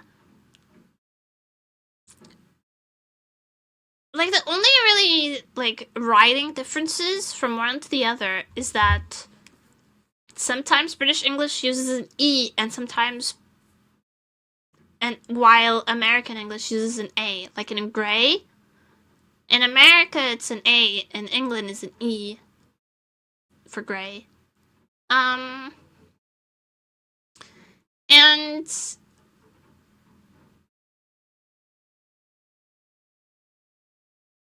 like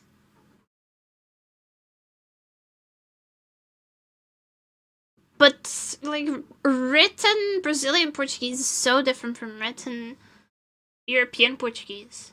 It's so different. Like even grammatically the sentence structure is different. It's really, really different.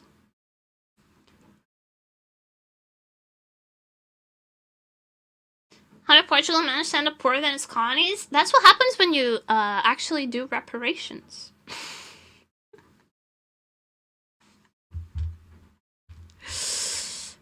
It's called reparations, and we did them. The reason, okay, aside from Brazil, which gained independence earlier during the monarchic era, due to like the segmentation of the royal family, most Portuguese colonies actually became independent after the Portuguese people became independent. So the actual history behind that is, after the monarchy, Portugal entered what we call the new state, which was a dictatorship. And the colonies wanted independence, but because Portugal was ruled by a dictator,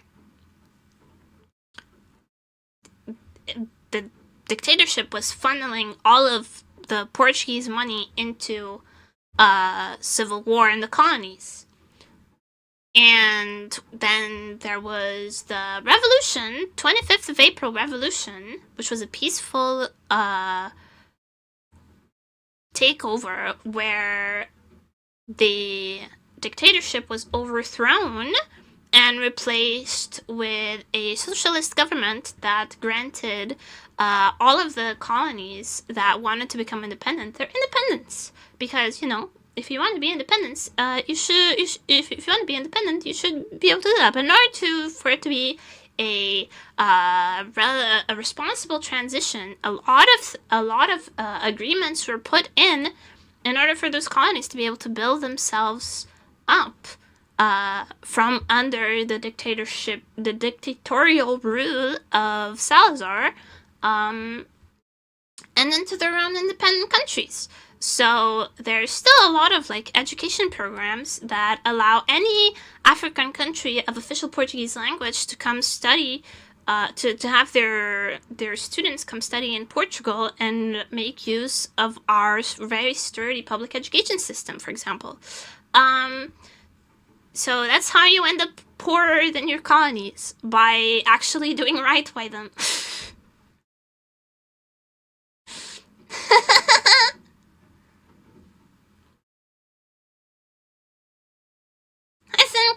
This is a history class. It just became a history class for a brief moment. I promise most of the time we just talk about anime girls. This Portugal's in the EU.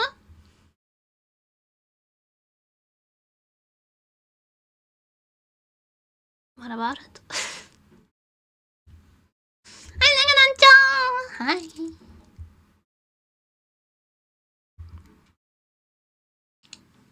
Yeah. Love the history class. Thank you, Power.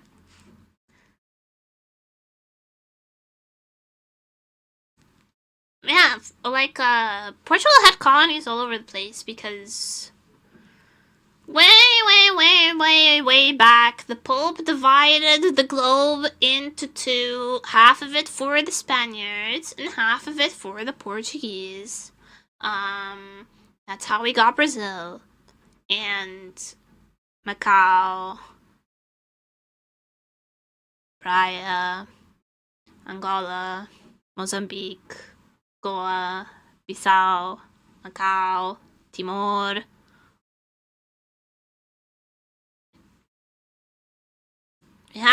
We owned half the world.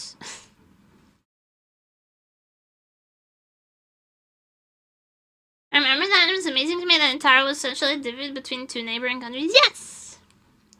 Yes, it was. Because Portugal and Spain were the superpowers. But Portugal is a very small country, and we never had the population necessary to, like, the amount of people, necessary to overtake the individual cultures of each colony. So while there was definitely a blending of cultures, there was never like super oppressive colonization, because we simply didn't have the amount of people necessary, because it was a very small country. Still is. So then when they fought for independence, well, it was just very expensive to keep them. And because the majority of the population in those colonies were still natives, right?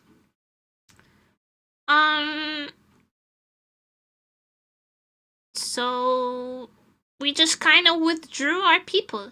That's why there's a lot of places in Portugal. There's a lot of streets and neighborhoods with colony names. For example, in the city I live in, there's an entire massive street called Brazil Street, because all of the Portuguese expats that were in Brazil came back to live in government provided housing on that street, so it became the Brazil Street. And a lot of neighborhoods in Portugal have colony names because expats that were in those colonies, when they returned to Portugal after independence was, after the colonies became independent, were given government subsidized housing so that they could rebuild their life here. Are you trying to do the app stream? I've kind of been waiting for the ad to play so I can go pee and then we can get some work done. Because I have a lot of commissions to do. I have a lot of commissions to do. Did I miss the ad when it played? Has it already played? Then you're smart? I'm not. We learned this in 7th grade. But thank you for saying I'm smart. I appreciate it. I love a compliment. But this is 7th grade history. You don't have to be smart to know it. You just have to be Portuguese.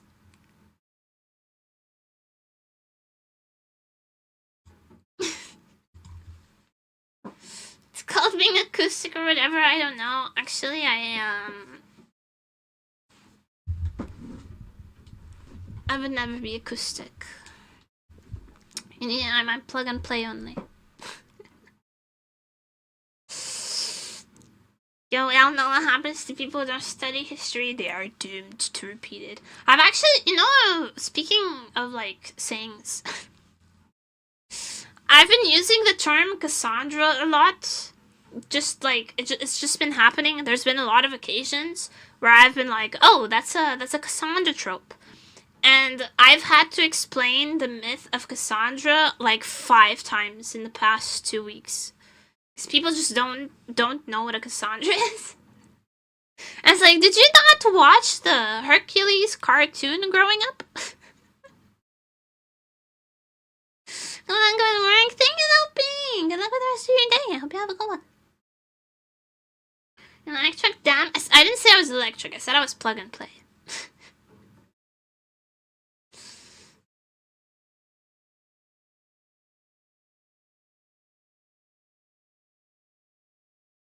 Miss Hercules. Hercules was a goated cartoon. I had to explain Cassandra to a lot of people. So I'll explain it to you too. Cassandra was a woman cursed by the gods to have prophetic visions that would come true, but that no one would ever believe. And it's been really, I've been using that reference so much because I don't know if you guys are watching Night of the Round. I think it's what it's called. The new Game of Thrones show. And without spoiling anything, there was a character who talked about having prophetic dreams.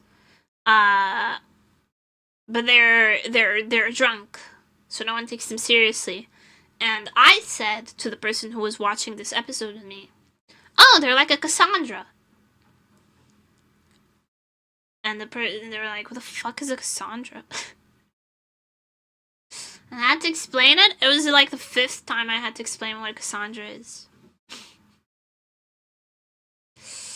Seeing what's gonna happen whenever we believe sounds awfully. Yeah, and that's why it was a curse. That's why it was a curse. Love to meet a Cassandra, a girl named Cassandra, so like she'd bully me.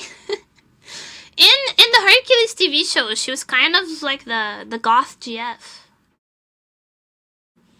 She was Icarus's goth GF. and she would have prophetic dreams, and everyone would be like, all right, Cassandra, all right, Cass, sure thing, and then they would always happen.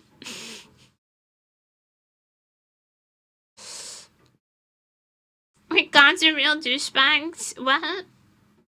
They're supposed to be like people, right? They were humanistic gods. She'd be pissed, I'm sure. She was like this very blasé character. She was like, yeah, whatever, you'll see when it happens. She's sassy. So Cassandra was hot. If you're into like depressed core goth girls, yeah. You can look her up. I mean, you can look her up.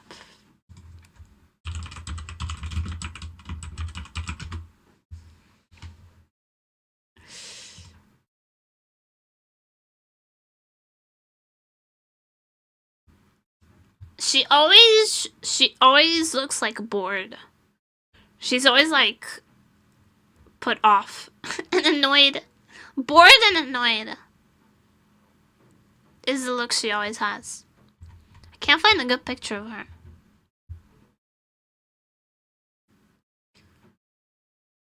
She has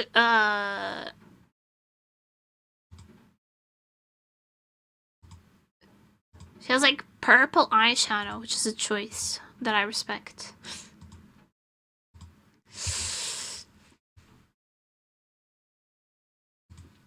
She was like kind of sassy, you know.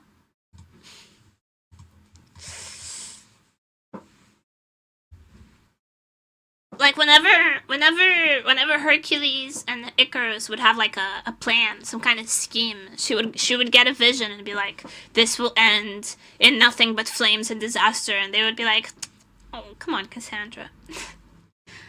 don't you start that. And she was like, yeah, we'll see. We'll see. She was always right.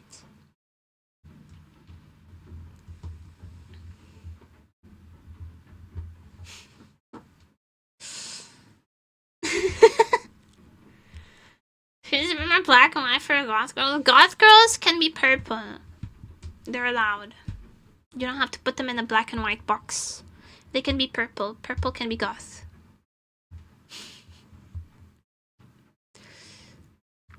Eggplant goth! A goth eggplant. Fuck, what was that joke? What was that emo kid joke?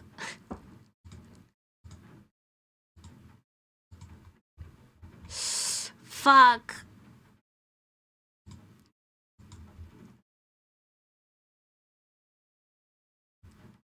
Fuck. So do you think Apollo and Hermes enjoy getting pegged? Probably should have done.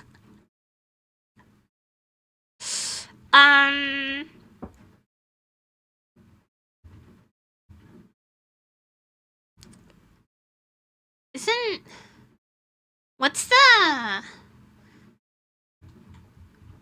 Who was Achilles' boy toy? Sorry, I forget.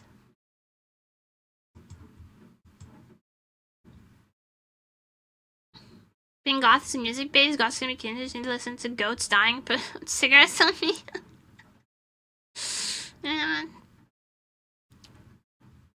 Patroclus? Yeah, I think it was Patroclus or something like that. I mean, the Greeks were all about, you know, societally mandated, twink fucking, so.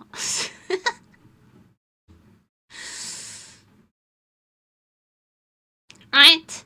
Every older gentleman would have a societally assigned twink.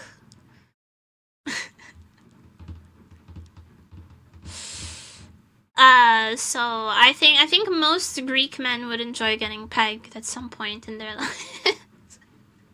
One must imagine the Greek twinks happy. Okay, and that is finally gonna play. I'm gonna piss, and then we're gonna work on commissions because I have a lot of work to do. Okay, I'll be right back. You won't miss anything while the ads play. Anti-fanboys agree. I said twinks! Don't get your twinks and your fanboys mixed up. Alright, I'll be right back! One moment, please.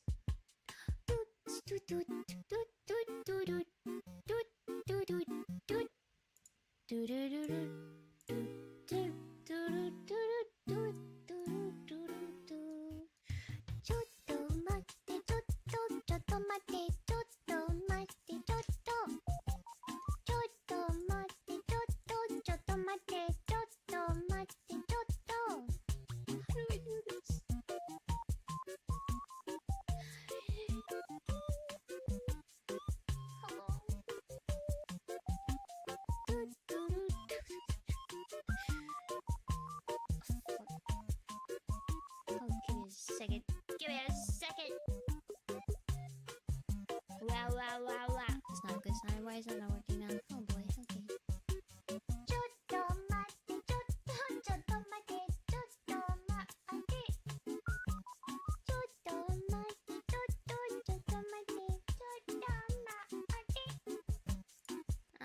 Well, alright then. One moment, please.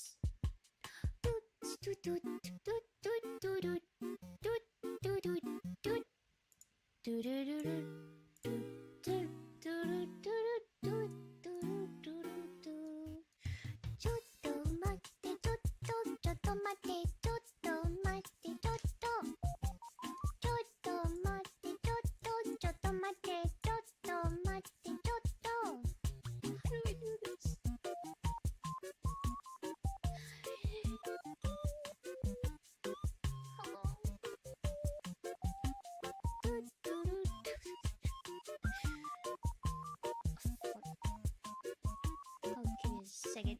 Give me a second. Wow. It's not a good sign. Why is that not working now? Oh boy, okay.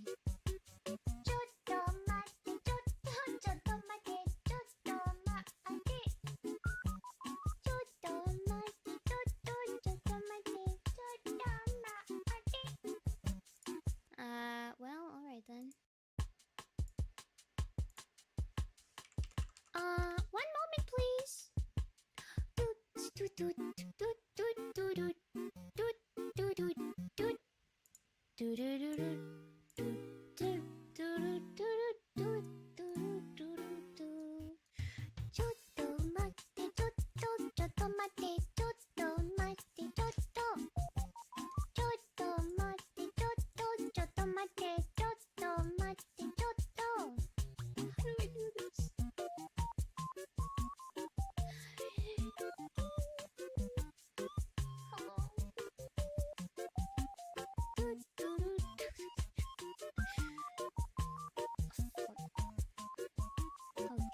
Second. Give me a second. Wow. It's not a good sign. Why is that not working now? Oh boy, okay.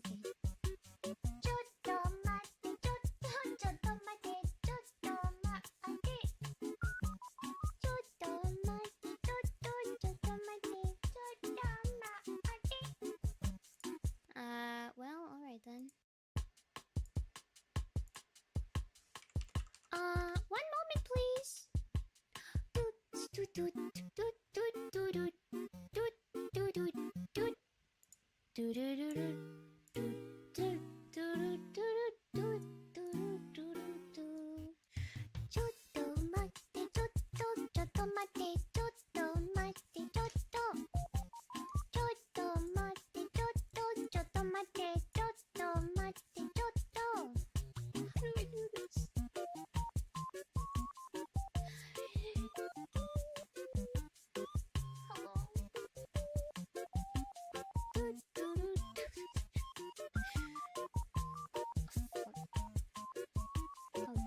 Second. Give me a second. Wow.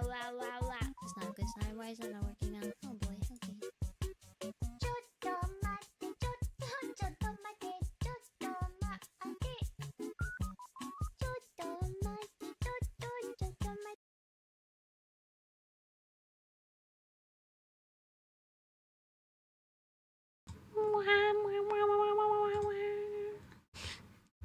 I'm back. It's me. I'm back.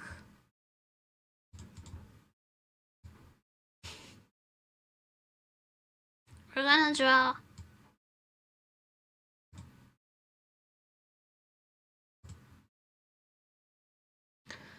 I have a lot of commissions to get through this month. And buy a hat. Have a good one. I'm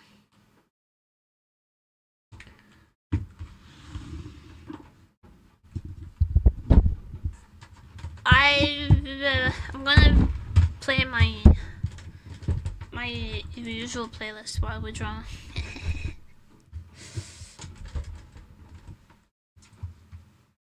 But it's also curated by what YouTube thinks I would like, so it might not be to your taste, but it's gonna play pretty low, so you should be able to easily drown it out by anything you prefer to listen to. But if you like Seiko Omori and Zok and Ano and some other weeb shit, you will like my playlist.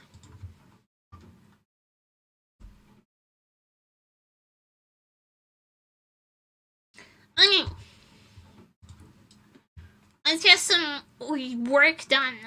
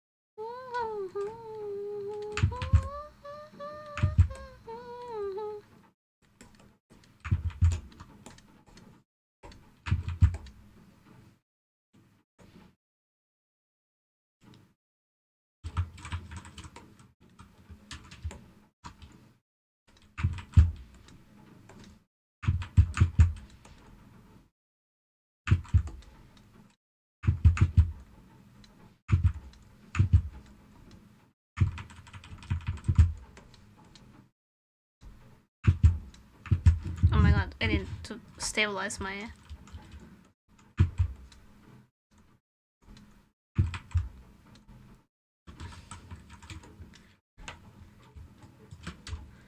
Stabilize the keyboard.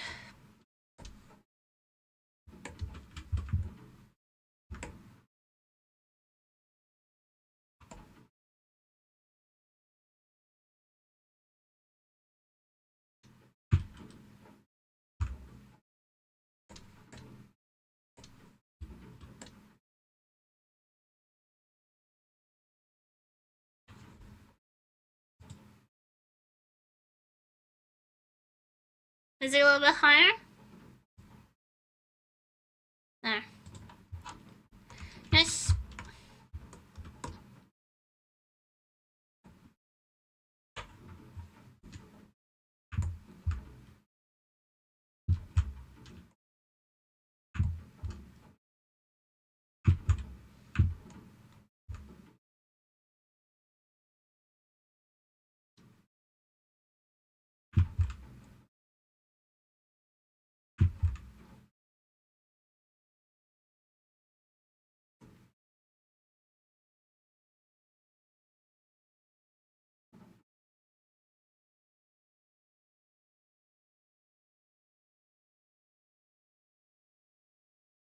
I know, nice.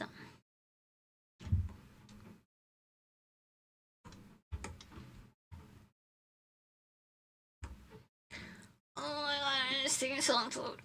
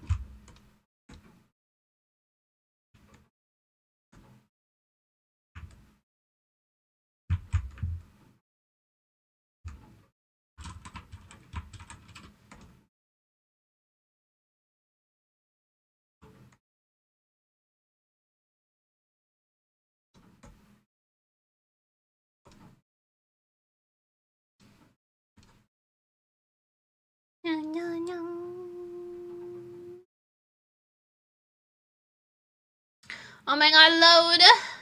Please. I'm begging you.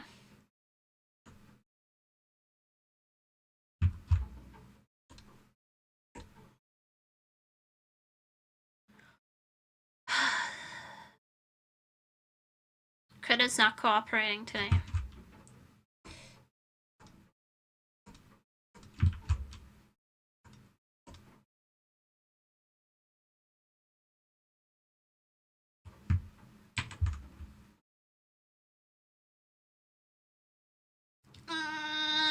Okay, hold on. I need to change the...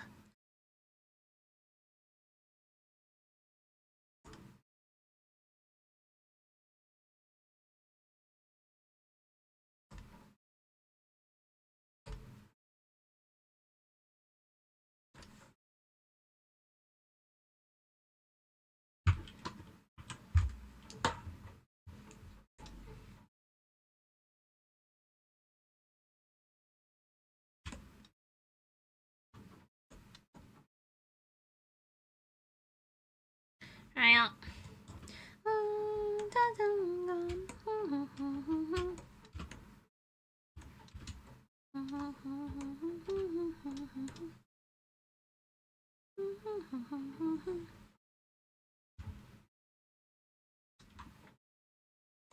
I want to heaven.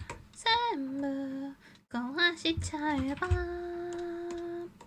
騙されない夜もう振り返ろう生はペン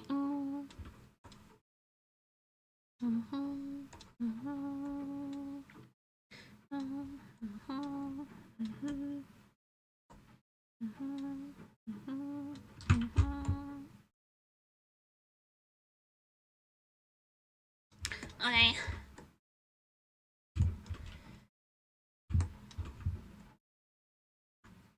Drawing that makes sense probably only to me, but that's okay. I'm the one who has to draw it. I'm the one who has to draw it, so it's okay if it doesn't make sense for anybody else. 猫がにゃっている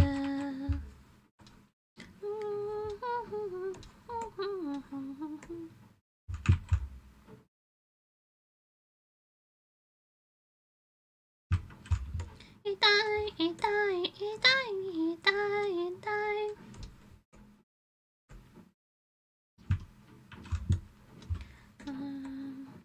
全部壊しちゃえば It'll start making sense in a second.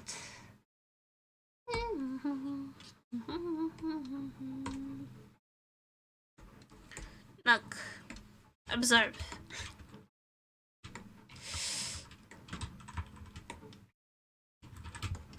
Observe it's starting to make sense.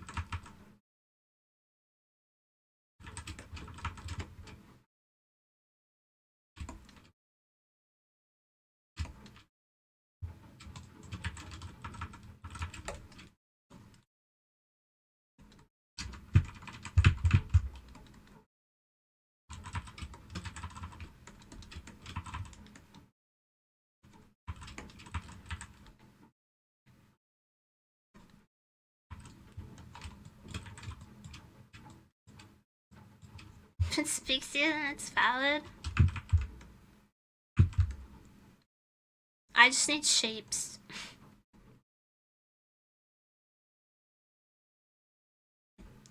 I just need shapes and then I can figure it out. Is the truth.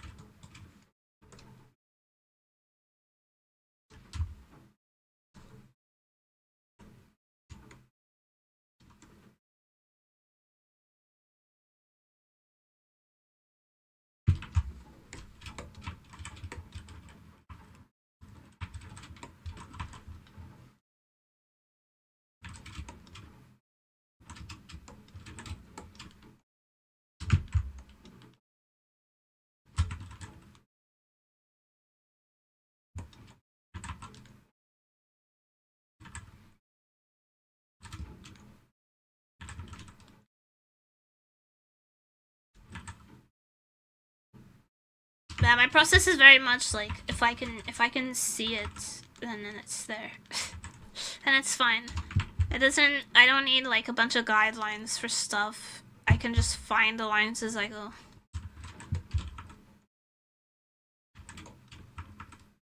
This is just how I draw.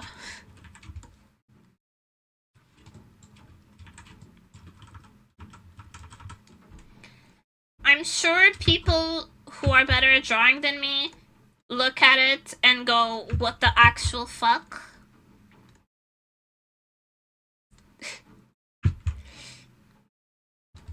And that's fine.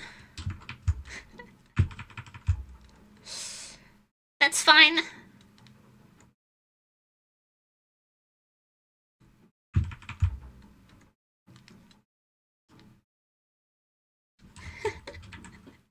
That's valid.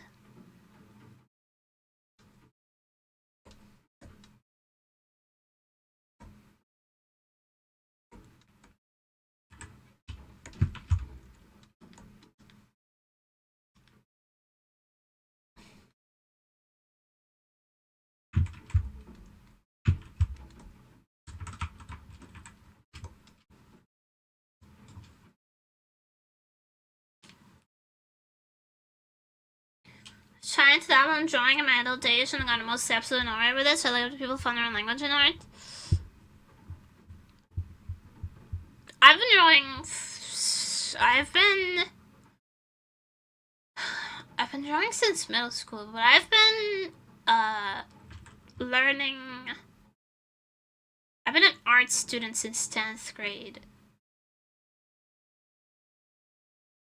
So from when I was like 14, I've been drawing.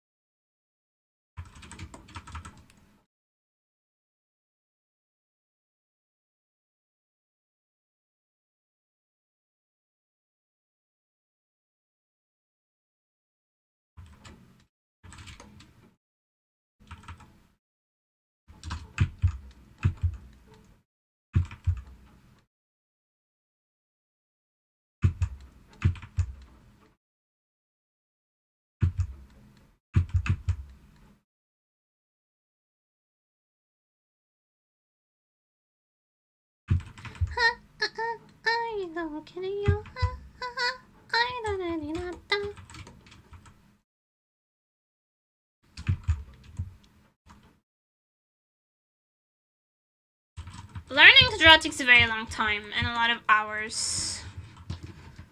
So it's really hard to get into as an adult because you have adult responsibilities. So I'm kind of lucky that I got into it like very early.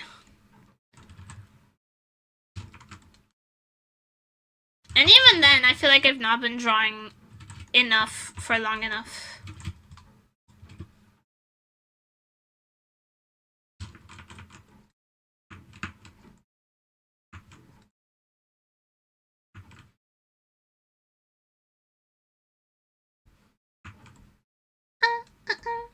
I don't care you.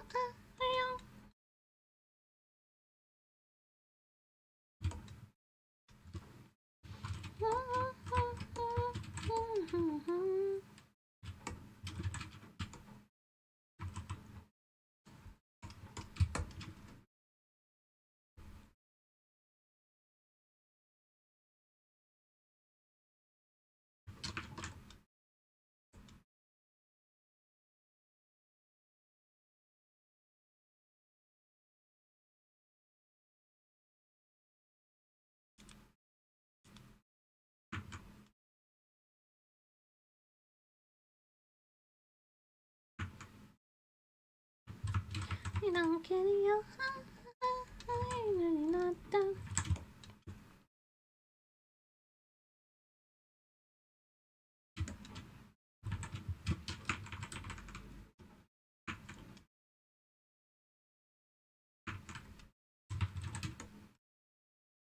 I should tell to princess.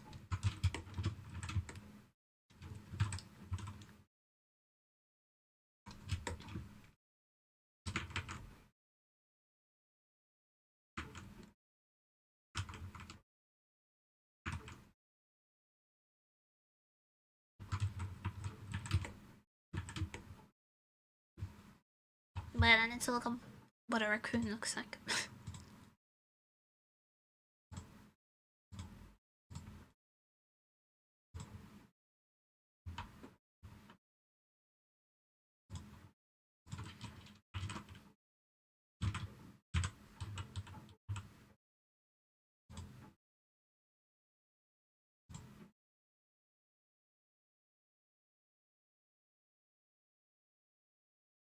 I find a cute one. Oh, he's a cute little guy. Oh, they're all cute.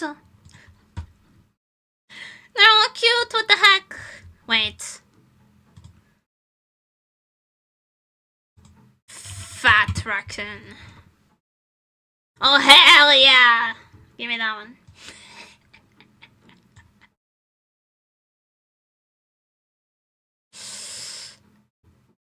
Oh, hell yeah.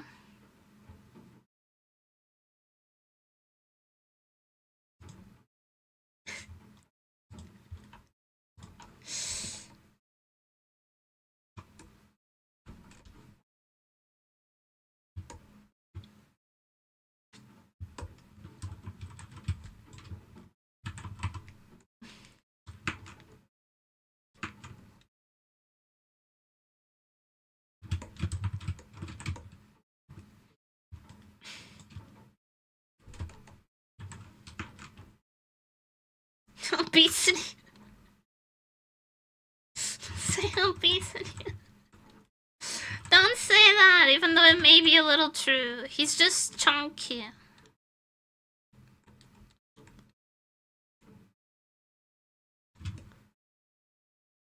I feel like they should be more rounded. The ears have to be more rounded for it to look like raccoony.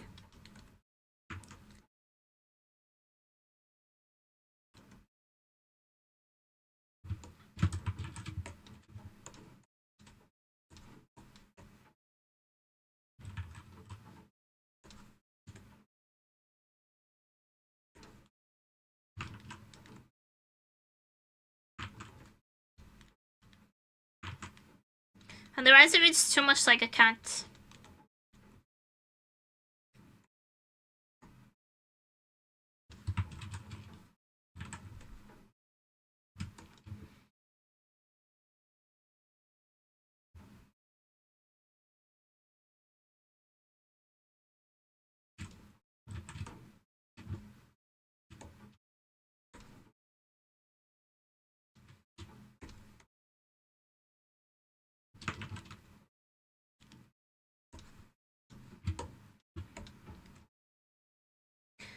advice to get into drawing is to just do what looks fun. To start off with, the main reason most people quit learning to draw is because it gets hard and then they don't have fun with it anymore and they quit. So for a while, just do what looks fun. And then once you've like developed a compulsion for it, you can worry about getting good.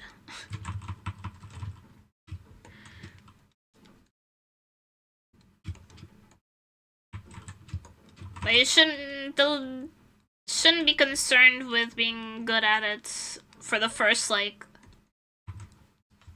year. It should not cross your mind.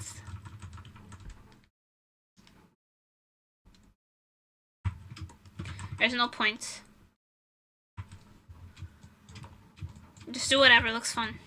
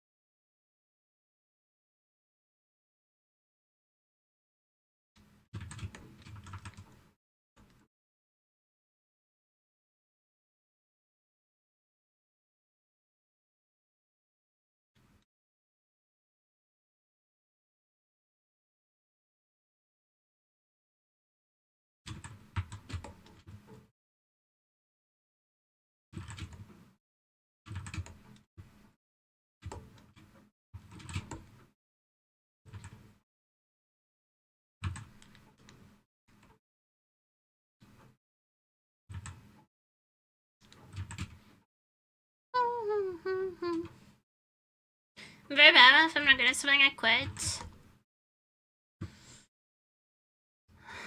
I have used to be like that.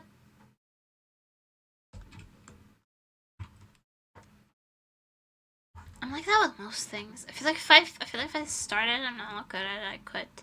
But if there's something I really want to do, I just kind of push through it. My struggle is not like being bad at things. My struggle is more so like if I'm not having fun doing it, I don't want to do it anymore and I quit. So if it's boring or if it's like annoying or if it doesn't really click in my brain or it's uncomfortable to learn, I drop it very quickly and that's not good. And this is how you get to the grown age that I am at and never learn how to do your own taxes.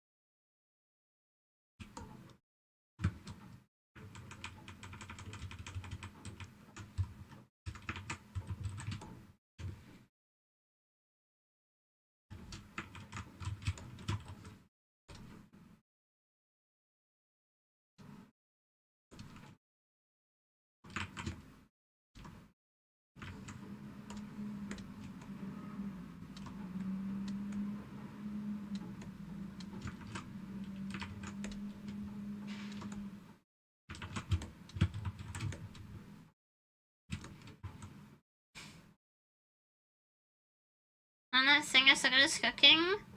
Cooking is good because it rewards you basically immediately for doing it. You cook and then you get to eat.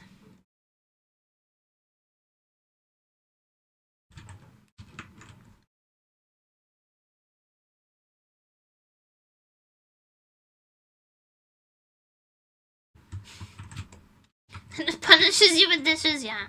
That's also true. Will it be starting out good? Well, it's still very early stages, but I like to think so.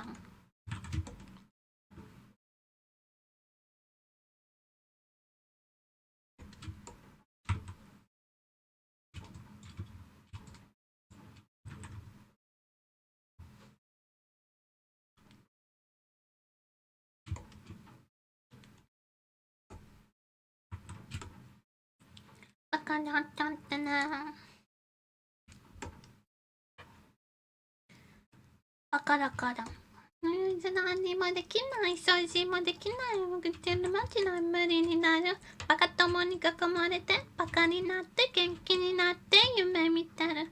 夢、別に見たくない。本当に嫌だ。痛いでし下したい。気持ちいいからしたい。それで僕のホームです。ビール完成。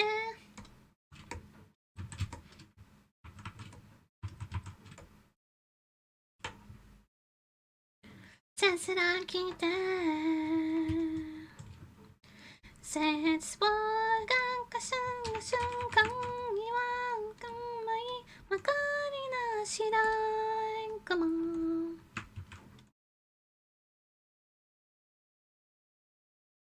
さまれないのはいいそのことデリートしちゃう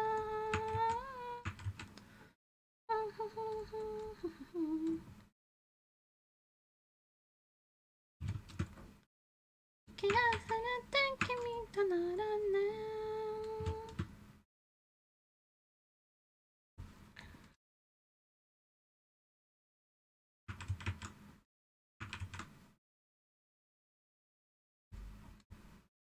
シンデレラになりたくないよ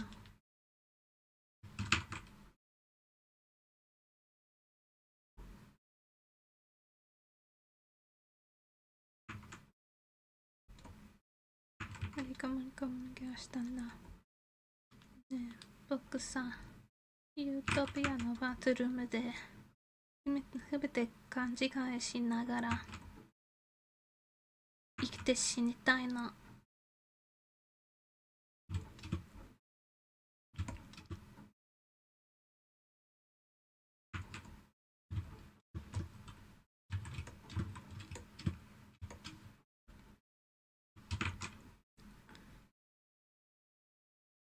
せすらいで説話がかさが瞬間には分かりなしないかもに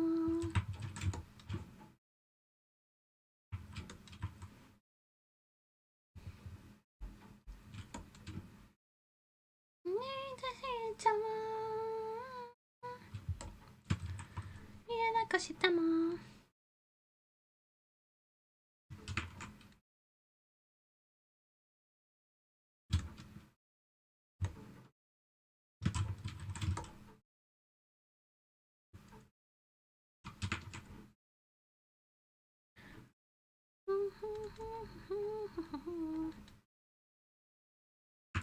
I myself like baking, so I understand the enjoyment of cooking. I also like cooking. I don't dislike cooking. I just don't like cooking only for myself. I feel lonely when I cook just for myself. So I just don't eat.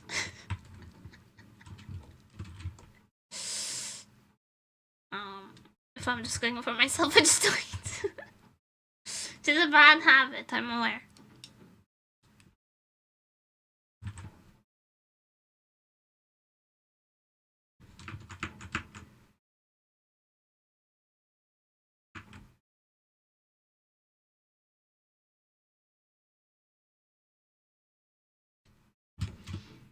It's a bad habit, but I don't intend to change.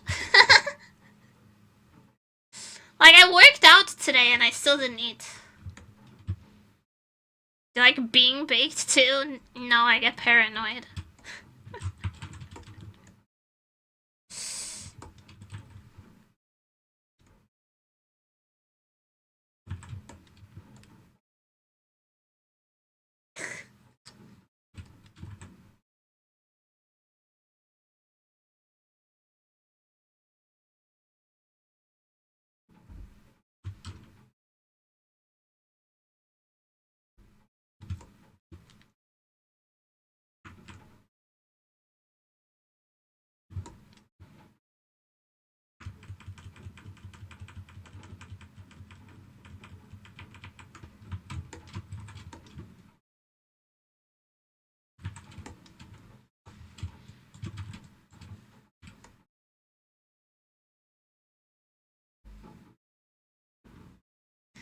Skin him, just put in the hand and remove it after an hour, she won't recognize you. True.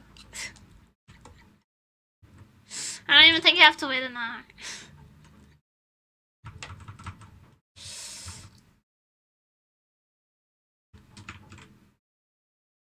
On God.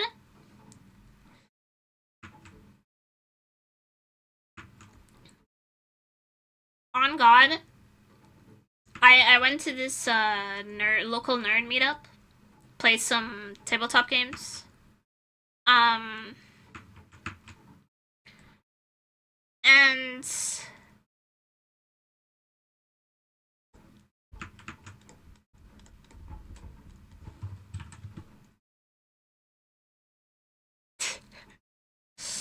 I played a lot of games with this one guy, like in a big group. Like, I switched groups a lot, but there was one guy that I ended up playing a lot of games with because he had a lot of games with him. He was kind of the game guy. And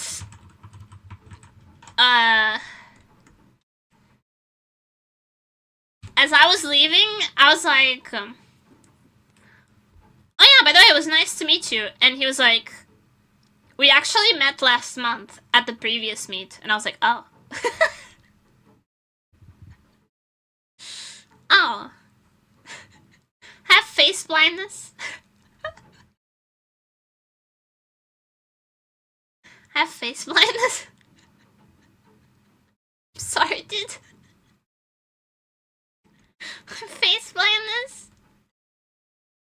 And it's worse with men. For some reason. It's the worst with men. My brain just doesn't remember.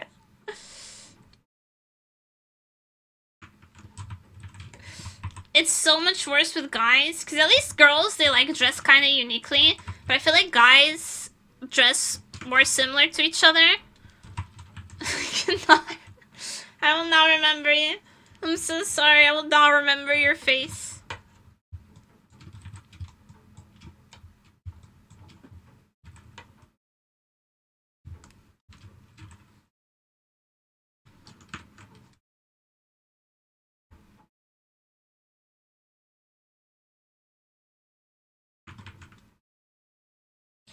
I do feel bad though. Because I feel like when you don't remember someone, it comes off as like, oh, I didn't care enough about you to remember you. But I just genuinely can't see, your face does not stick in my brain. I remember, if you mention like an interaction we have, I'll remember you. And I will have formed an opinion on you, and I care. I care about people sometimes. It's just faces that my brain does not... They don't mean anything. It's like numbers. Numbers don't mean anything, and neither do faces.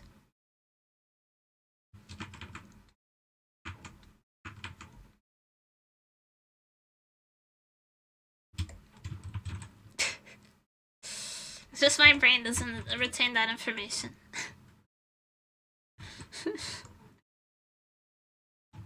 And I was like, oh, it's nice to meet you. And it's like, we actually met last month.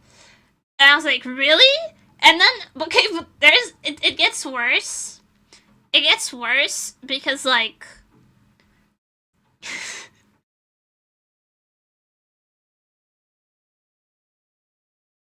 It gets worse because his girlfriend is my classmate.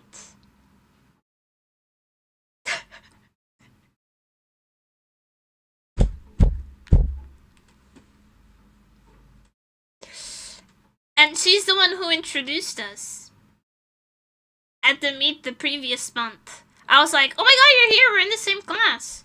And she was like, yeah, this is my boyfriend, by the way.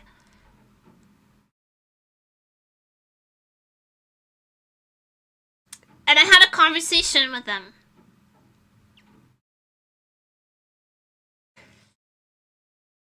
And my brain did not record that face whatsoever.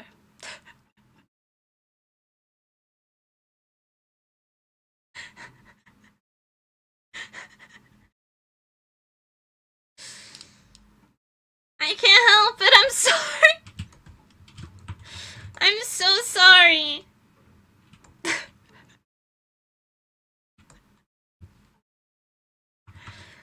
My face doesn't record people, my brain doesn't record people's faces, rather. I wish it did. It would save me so many awkward moments could have been avoided. If I could just remember people's faces, but I can't.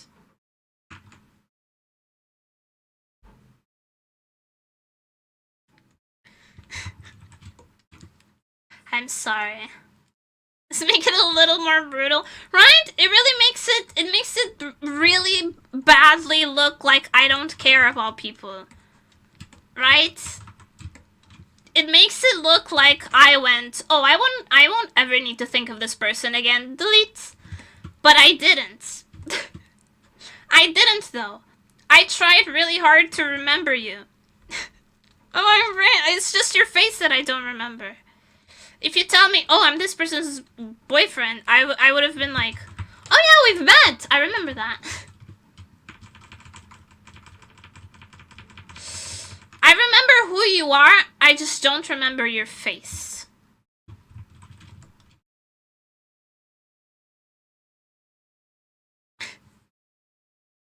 So I'll just have to remember yours. Saying it's your fault you forgot? No. I'm saying I didn't forget who you are. I just forgot what you look like. Is what I'm saying. I didn't forget who you are. I just forgot what you looked like. Is that better or worse? Is that better or worse? Sorry, I had to switch pens. The other one ran out of battery.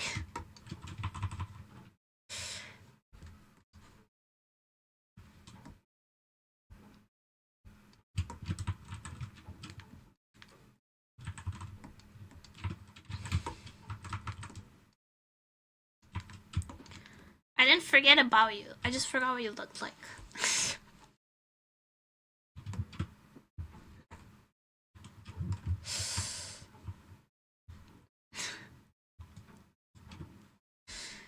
Honestly, silver on the worst scatterbrain. It's not scatterbrain. It's like I'm legitimately face blind. It's cause I'm autistic. I'm very face blind. It's a legitimate thing. I got face blindness. It's for real, for real.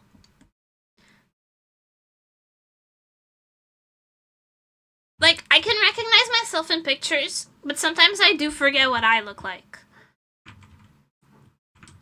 You know? It takes me a minute. I have to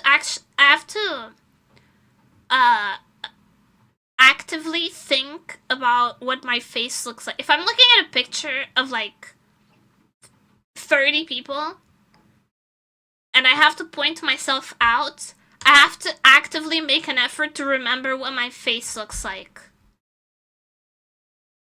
in order to point myself out. It's actually face blind. It's actually face blindness.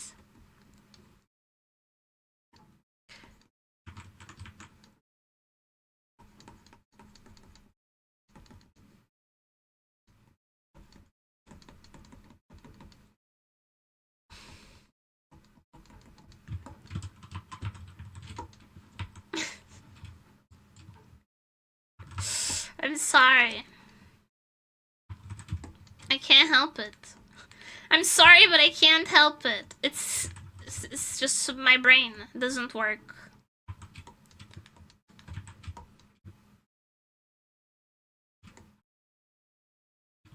Generic and massage.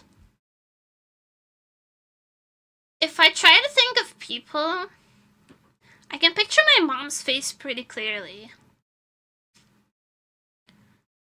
I can't really picture my dad's face anymore. Because I haven't seen him in like 4 or 5 years. I can remember my grandmother's face. See, it's easier with women. I can remember my auntie's faces. My uncles, not so much. I could come up to you and say, "Hi, I'm your dad." You could try, but there's like a high likelihood of me like screaming, stabbing you, and running away. Can you remember my face? Let me think about it.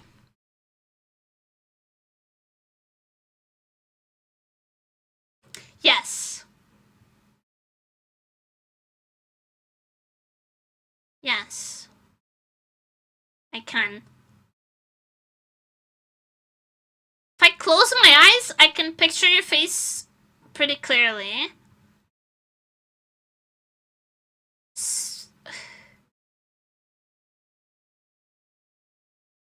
Like, very clearly. Anno's face is a little less clear, but if I think about it for a moment, I can picture it pretty well too.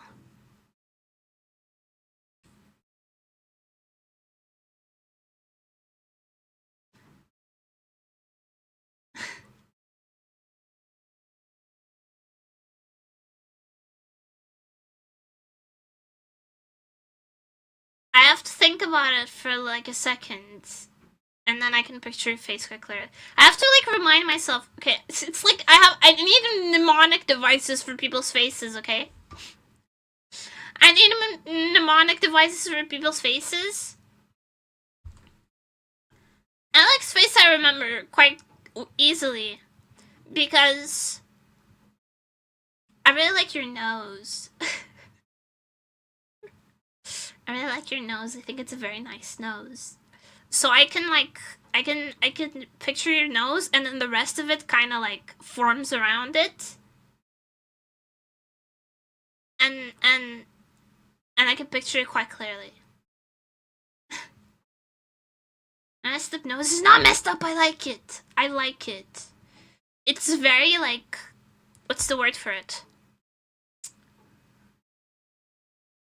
You know when you see a statue of like a powerful being? It's a very respectable nose. I like your nose. Oh no, it's like impactful. It's good. It's a good nose. You have a good nose.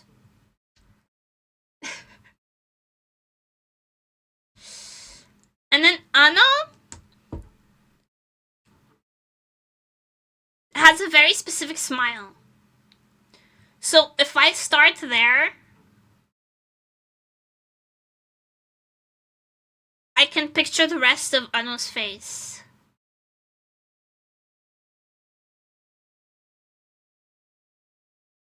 Because Anna also has a trait that I like, where you have like a tooth that's a little like pokes out a little bit. And I also think that's really cute. And if I picture that, then the rest of it comes pretty easily. The rest of your face.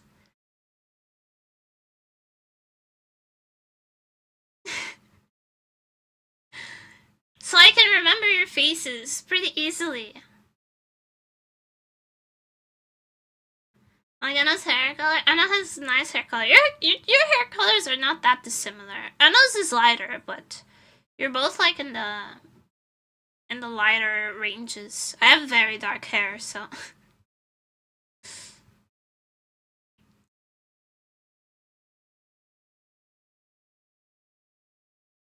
Yeah. My mom's face I can remember like instantly. I just think of my mom and I think I remember her face.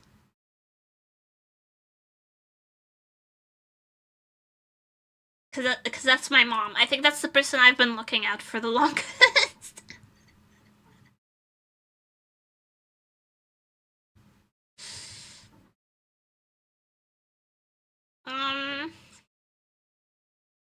And then who else do I know? Who else's faces do I know? Do I remember?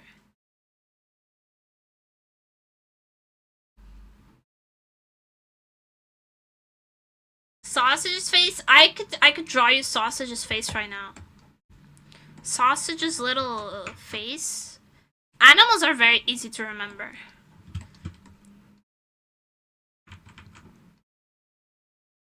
He has a spot here. His eyes are big as fuck.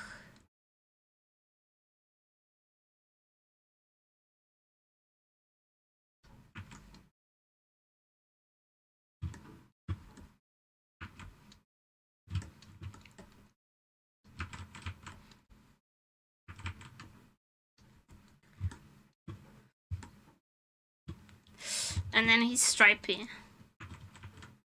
Yes, he has that thing where his stripes make him look like he has eyeliner.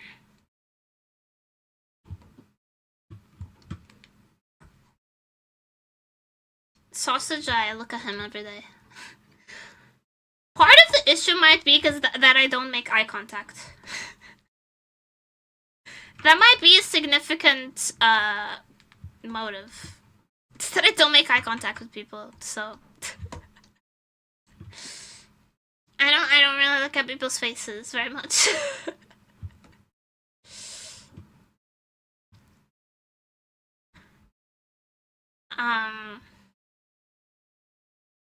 How else can I remember? I can't remember all my aunties' faces because they all also look alike. So I don't have to remember many differences.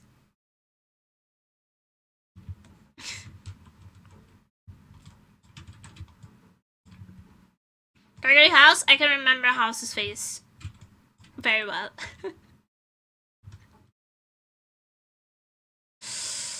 House, Benedict Cumberbatch, and Robert Pattinson are the few male faces, and Michael Cera are the few male faces that I can recall instantly. Your friends? My high school friends, I could picture them pretty well. Yeah. If I'm the high school friends that I'm still in contact with, I can picture pretty clearly. Yeah. It's fine. It's fine. I remember their faces. But like details I will remember. Like if someone has I can remember someone has light eyes or dark eyes, but I cannot remember if they have light eyes. I cannot remember if it's like amber, green, blue. I don't remember. I know they're light colored, but I don't know what color they are.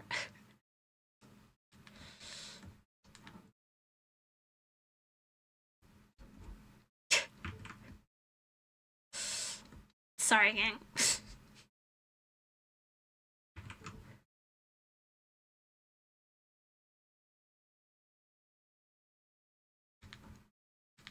I don't really remember my dad's face, but I could recognize that bald head from a mile away, and I would run. I'm your son. My only son is Cinnamoroll.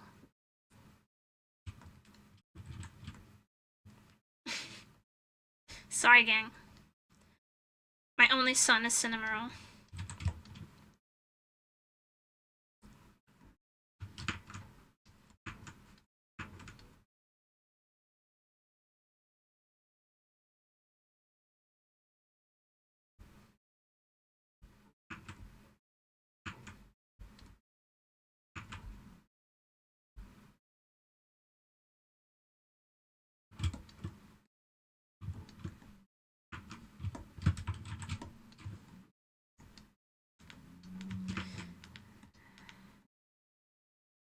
Feels a little weird. I don't usually draw pants.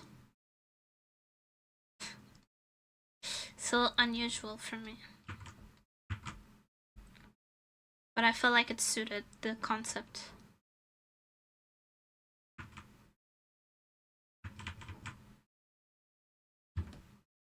Like half shorts, half pants.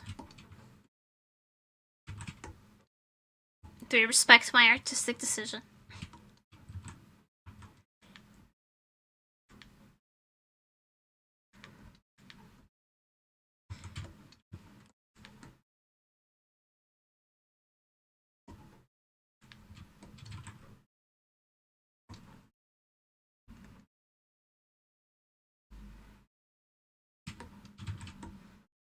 I mean, you don't really have a choice. I'm gonna draw them anyways. They're cargo pants too, so.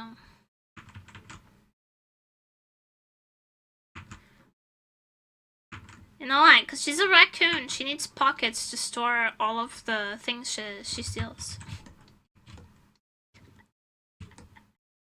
She needs a lot of pockets. For stolen goods. Sorry for perpetuating negative stereotypes about... So sorry for perpetuating negative stereotypes about raccoons.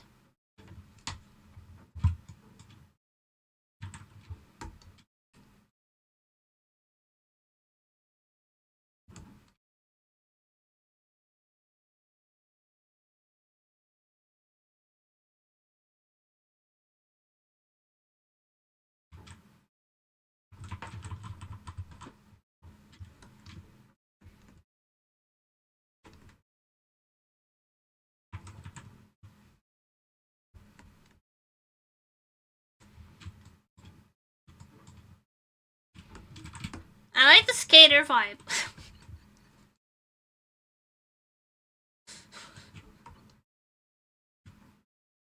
Species profiling. I like the skater vibe.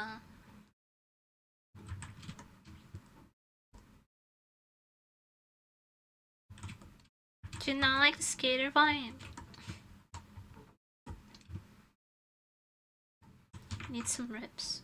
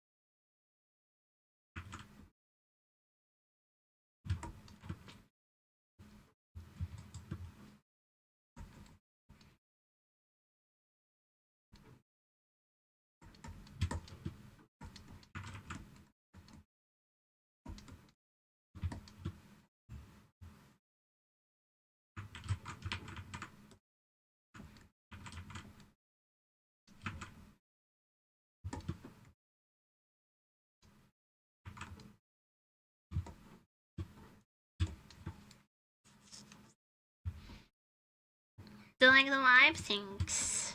So all I can ever hope to do is to curate a vibe.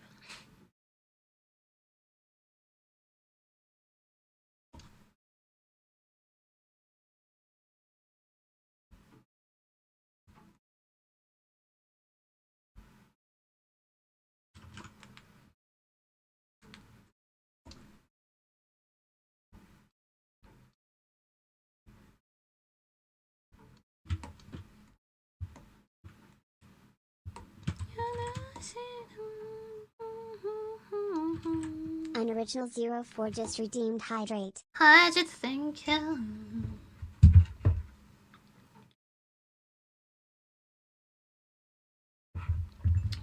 My coffee is cold.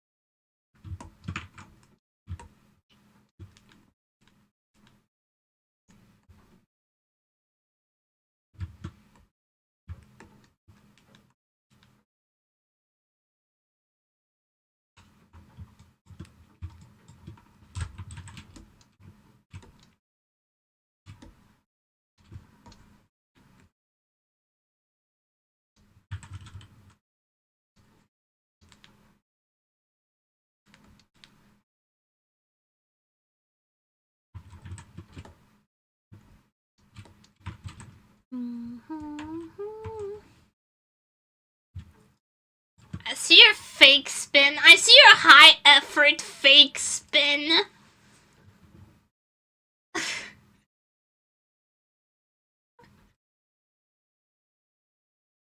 The heck?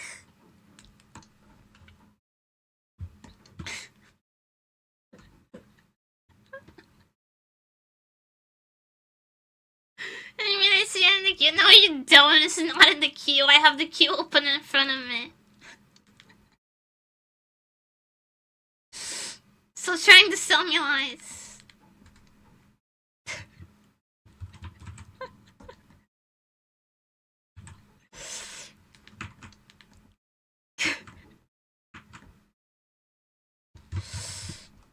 You think I don't have a queue on my end?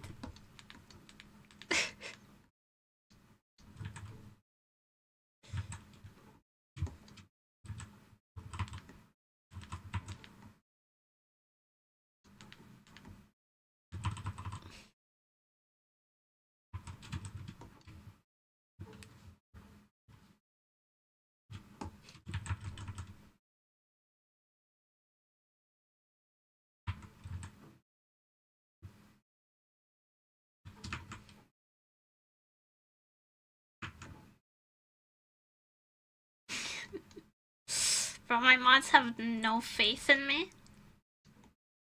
I don't even think I have a queue.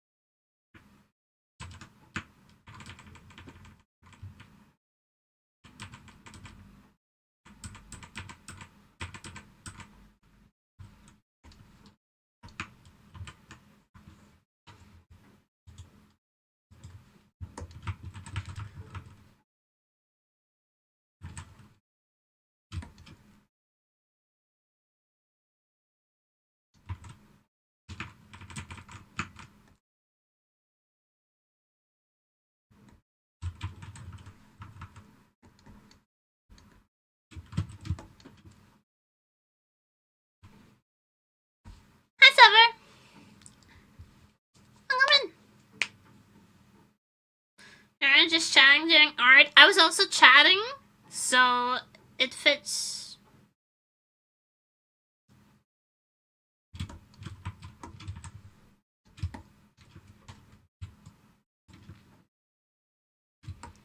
I can multitask.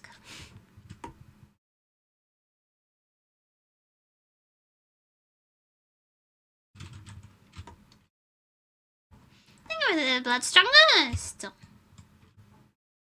You want to put these nuts in your mouth?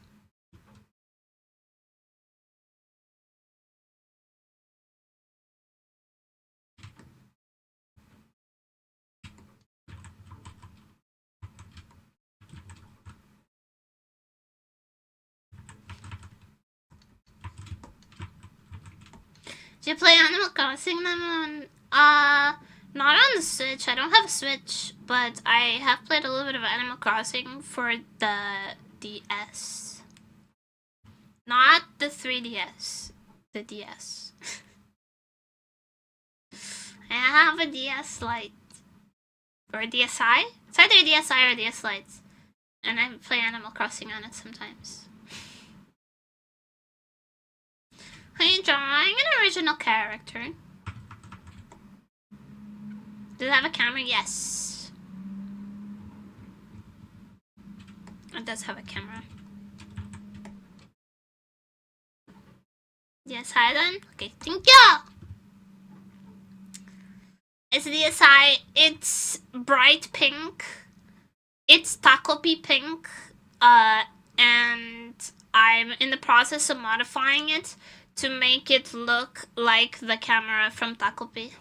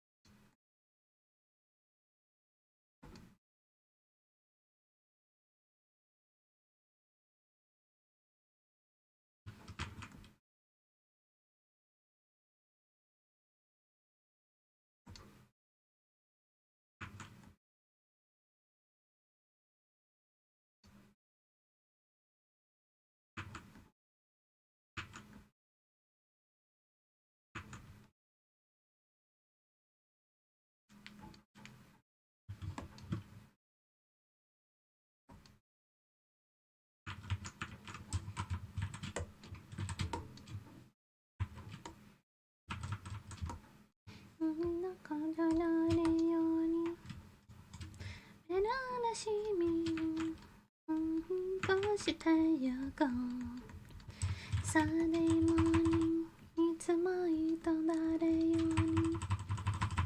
未来恋のどうしてゆこうだね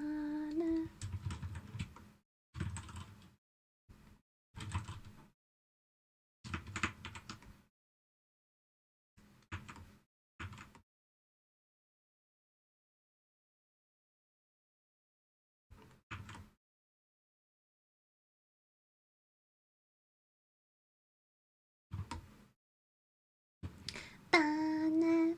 I'm recording.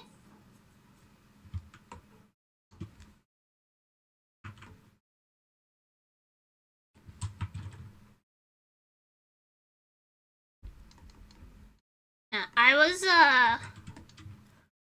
was not allowed to play video games as a child. But my cousins had Nintendo DS's. And I wanted them really bad. I wanted one really bad. And my uncle, who was my godfather, once his kids got bored of their DS's, offered to send me one. Because he had 2 daughters and they each had DS's. And he was like, they've been bored of this. They can share one. They don't play with them anymore. I can send one to nemuri. And my mom was really happy. She was like, oh, yeah, that's great. And then my dad intervened and destroyed the DS. So that I couldn't get it. And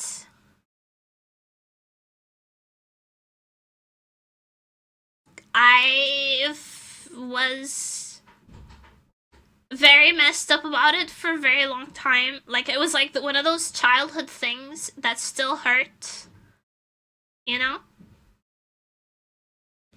And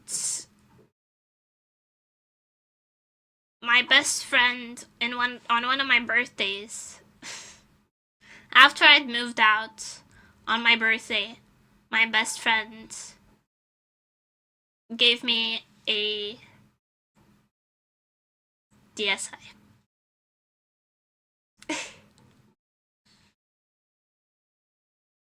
Like, with all of the games. Like, I cracked DSi with all of the games. And I've been making my way through the DSi game library. Has Castlevania, has Mario, has Kirby on it, has everything.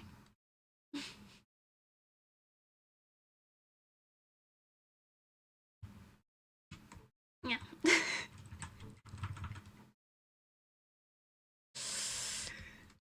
So yeah, that was like my inner child was healed a little bit.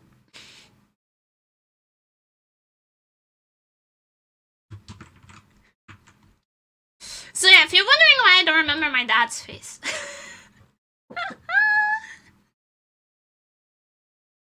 Have you gone to Chibi-Robo Ziplash? No. But I have gotten to the gang fight rhythm game. So Nahal don't ever send him gifts? I don't have any contact with him. I haven't had any contact with him since he kicked me out.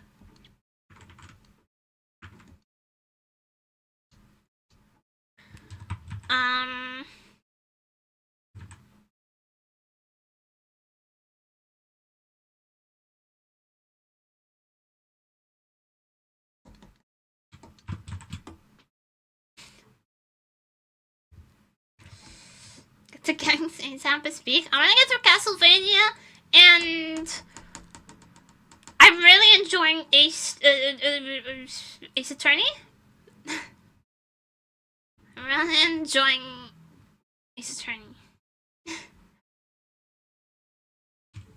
Nemu? Yeah?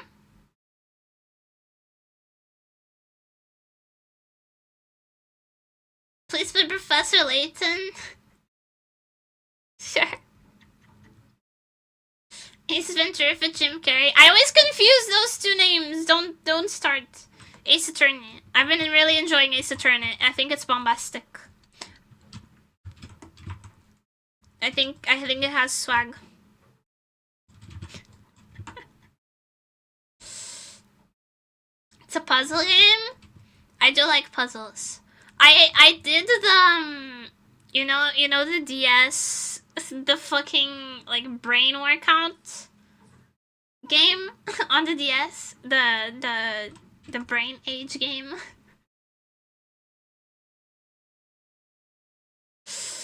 I did it. I did it. Like, I played it for the first time on Christmas, and I did the age test thing, the brain age test, and it gave me 83 years old.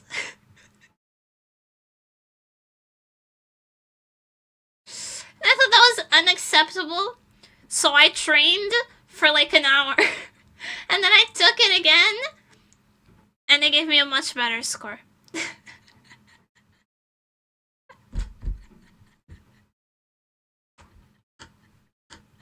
How can you realize this? Because shut the fuck up. Shut the fuck up. I'm just really bad at quick maths, okay? It's the addition subtraction game that kills me. Okay?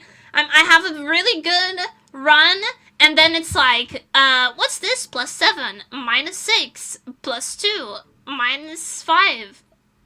And I'm like, I don't know. I don't know. I don't know, brother.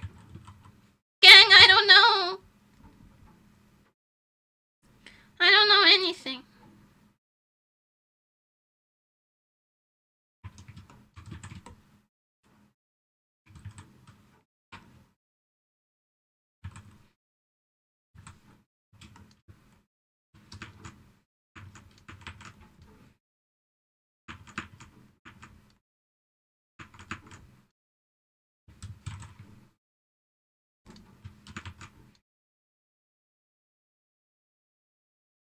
It's like the best age for your brain to be is 21.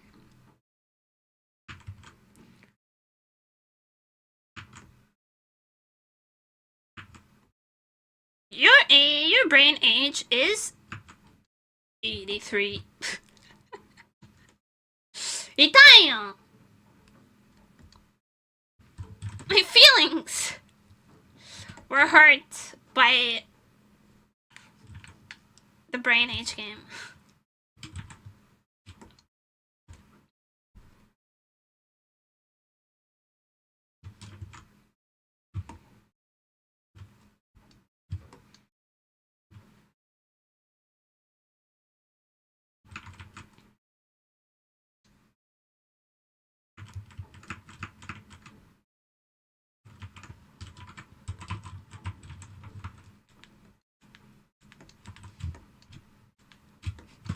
I've been personally victimized by the brain age game.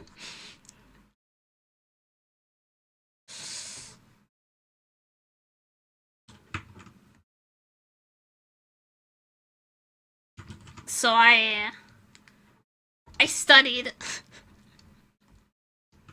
I studied for the IQ test and it worked.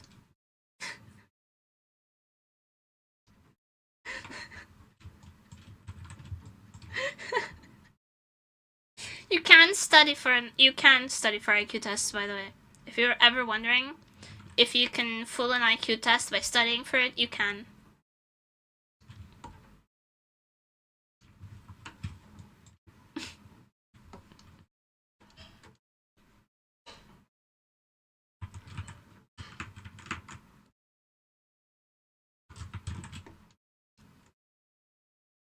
In an IQ test,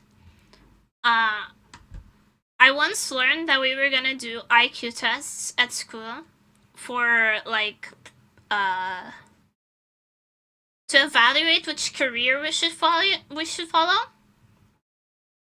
So I spent like 2 days researching IQ tests, and I got an almost perfect score on the on the school IQ test. And then the career counselor who was giving us these tests called a meeting with me, and she was like, "You did so well. What do you want to do? The world's your oyster." And I said, "I want to draw."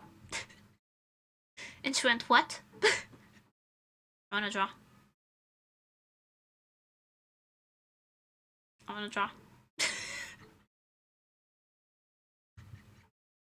And the look of disappointment on her face, just like, "But you don't have a particularly good grade in art class." I was like, it's cause they don't let me draw.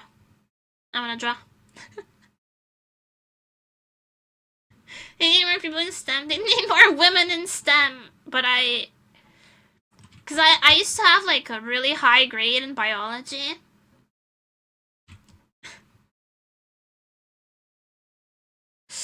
It's like I used to have really good grades in biology and English, so and languages and stuff. She was like, you can be a scientific writer. Don't you want to be a scientific writer? I was like, no, I want to draw.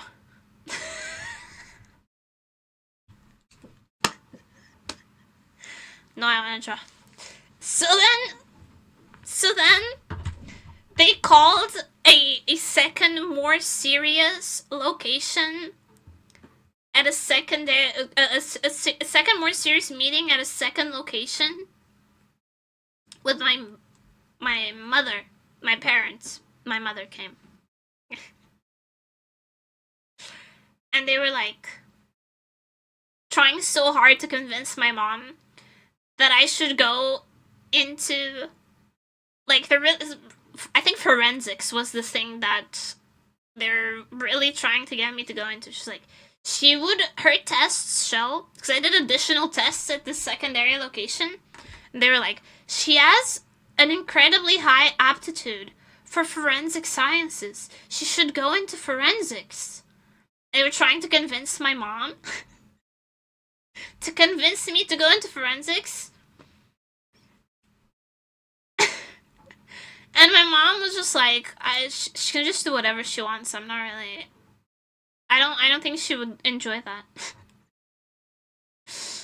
And then in the car ride home, I was like,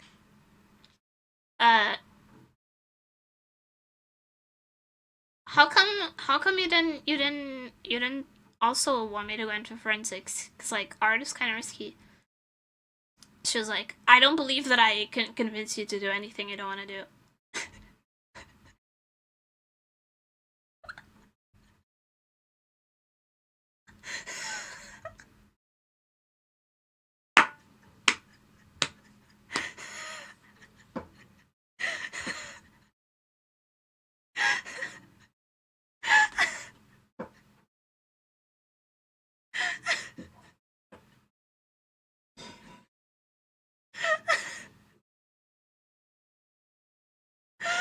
She read me for filth.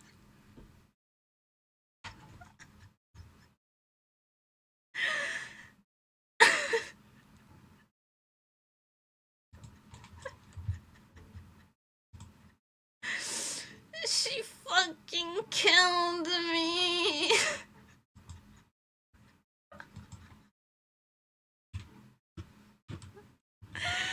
Bro. She was so right. My mom had me worked out from the beginning.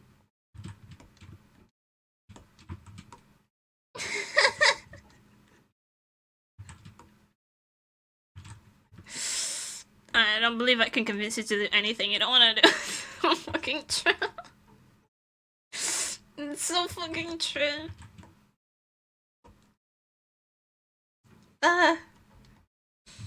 She's an icon for that. She's a seasoned expert, she knows.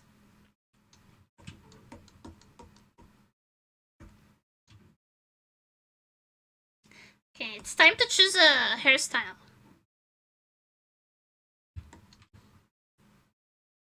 Am I crazy if I want to do like a...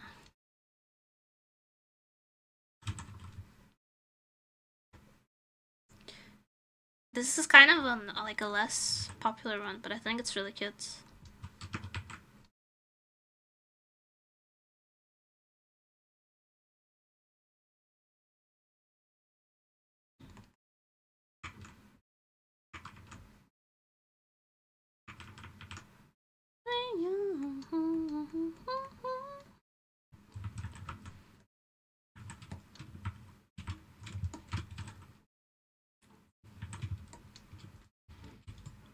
Is that cute?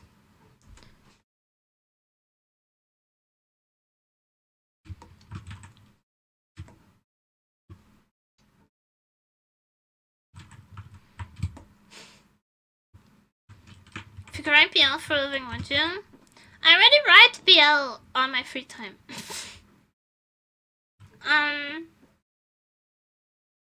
I genuinely believe my writing skills are better than my drawing skills. So but I don't want to monetize my writing. Cause it makes me kind of like lose the fun for it, you know. The moment I feel like I have to write, I get all of this like stress. I don't feel that way about drawing though. Even when I'm drawing like out of work for like obligation, if I'm not drawing something that I'm particularly interested in, I'm like, oh shit, hell yeah, I get to draw. Fuck. Yay. Yay, I get to draw today. But writing, if I feel forced to write, I don't like the process. I read BL for a living. I do spend a lot of my time reading BL, that's true. That's true.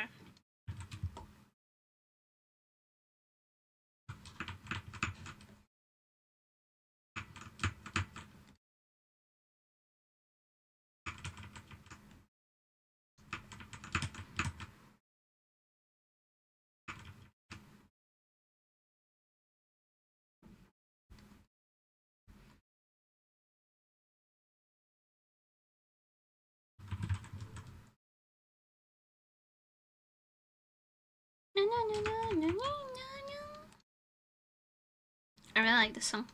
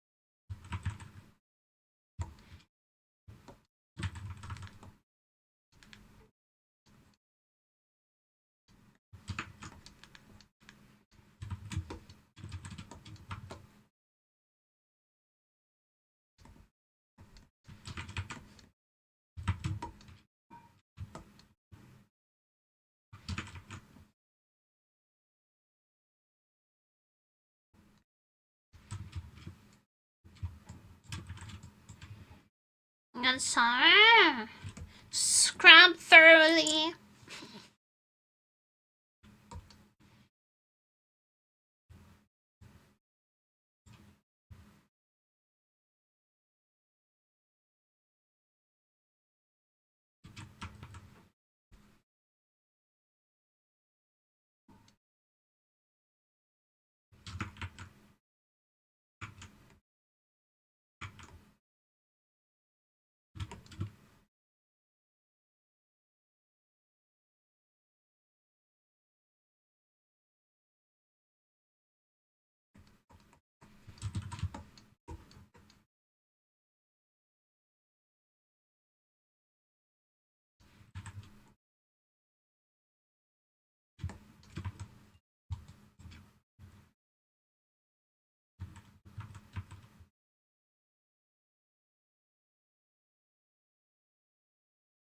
Do you really get it is right now? Okay, but it looks like it'll be peak. It's just like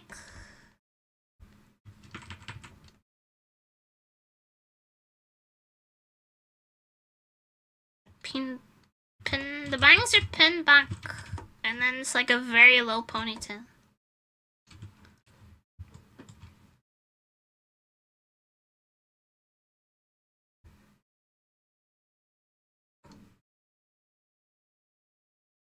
It doesn't have to be.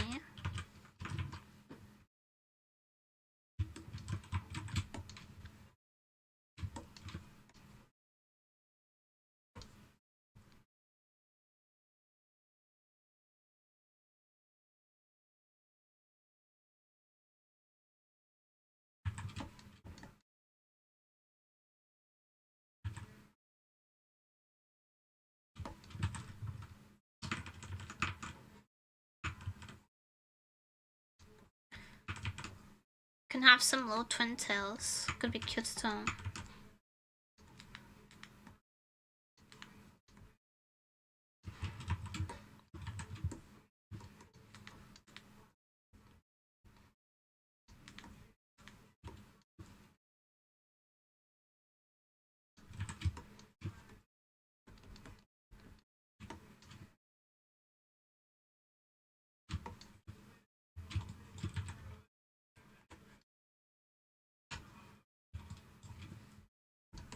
What are we thinking?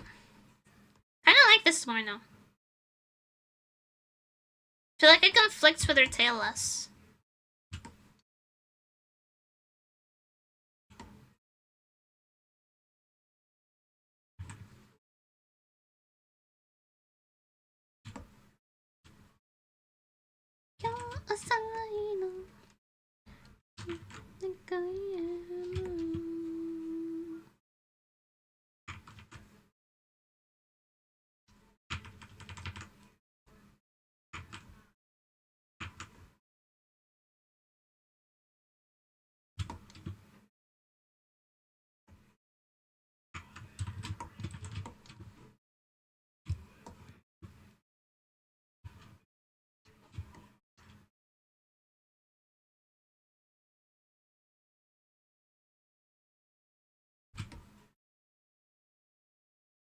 They don't overlap, yeah. I like that better.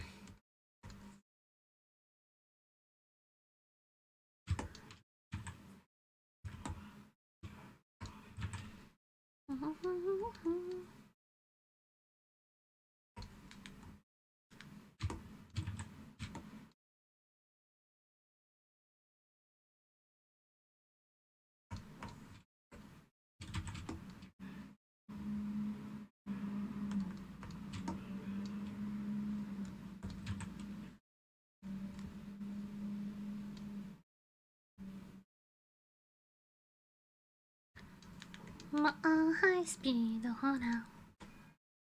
Oh, yeah, just some.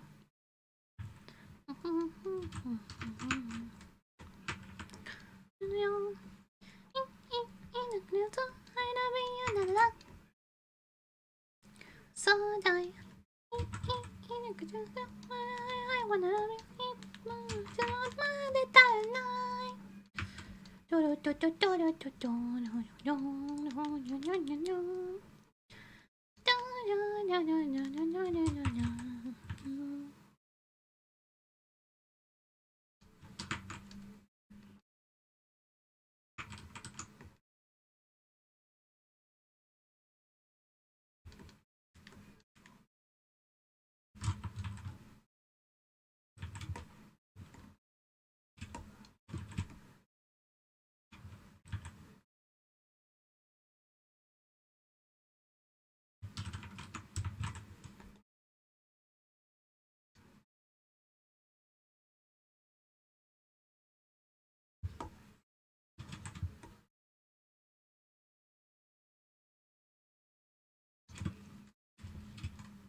Does she look like a rascal?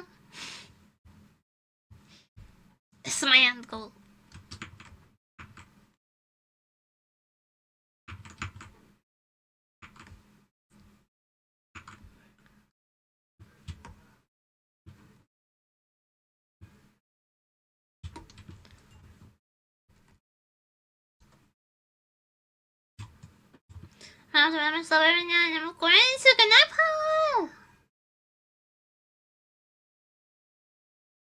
She looks like she'd kick you down in the office, steal your stuff, and then feel better return later in the night. Ja, come pick it up. Perfect, perfect.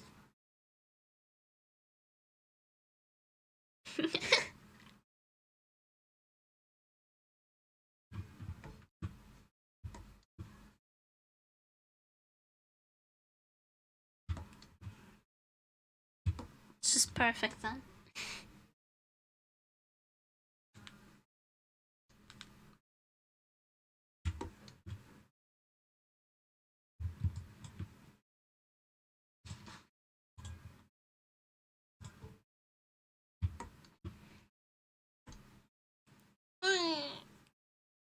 Oh, my spine.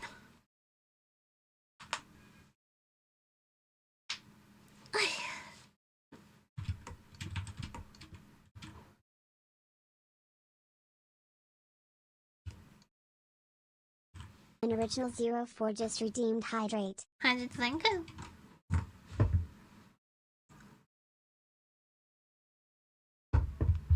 My coffee is so cold.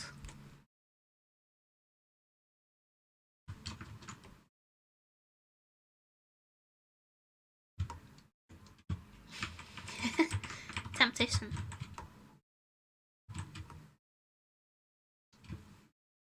Watashi no harushi da fukaru kara de tsuketsu no Okuni yo bishoru Yama suru yo Matsu fuka ga ii no de sonkakui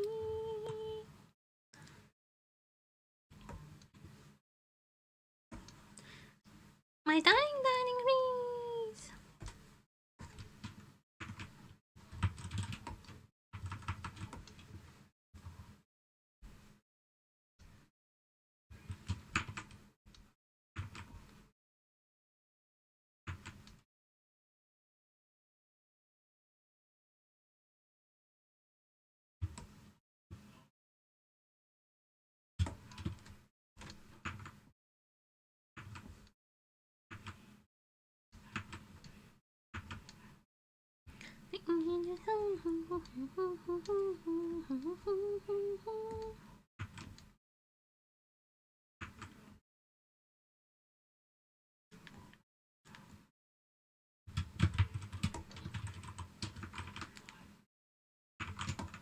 大きすぎ。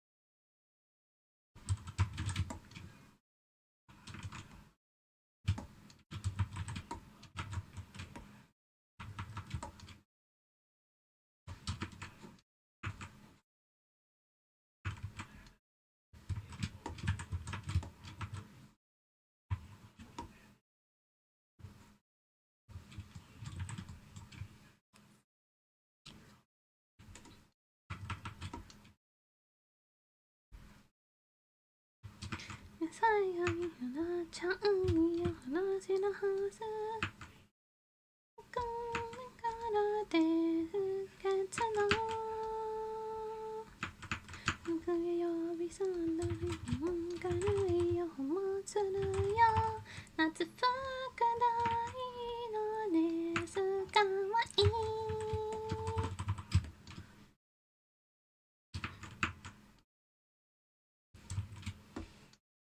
選ぶ深いからですけど A song? What the Sailor School? From Lucky Star?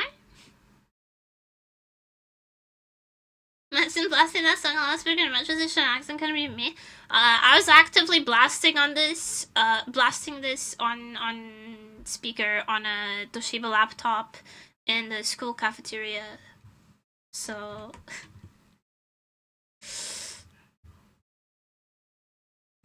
it was me. Sorry. You made a kiss me, soft kiss me.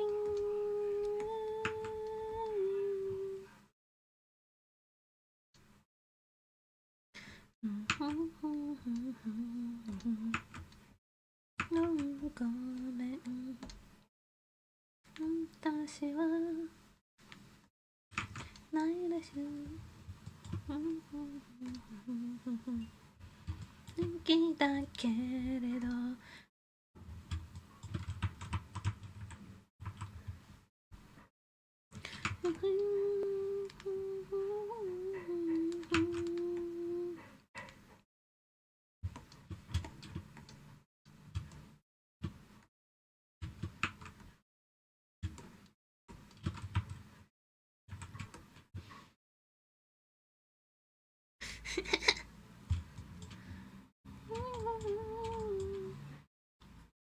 夢で kiss me Don't kiss me. You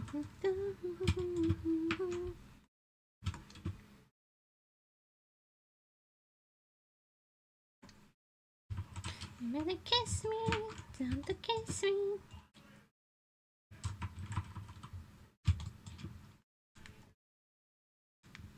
I feel like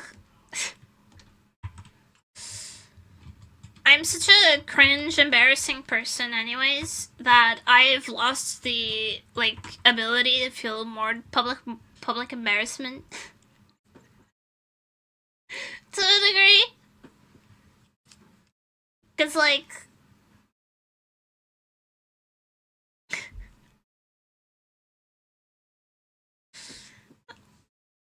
my...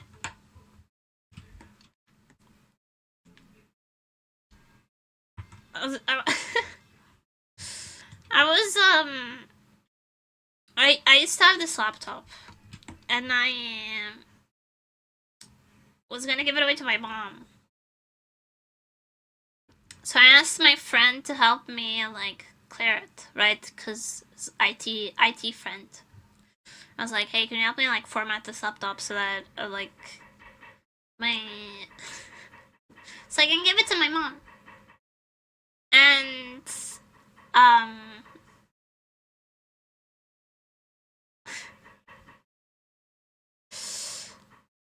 I hadn't opened the laptop in a really long time. So I said to my friend, haha, what if I open this and it's still, like, on some, like, weird hentai? And my friend said to me, that would be one of the least strange things that could happen when you open this laptop right now.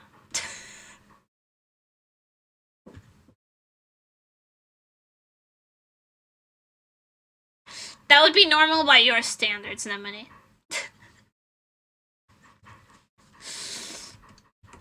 Mom! Don't say that!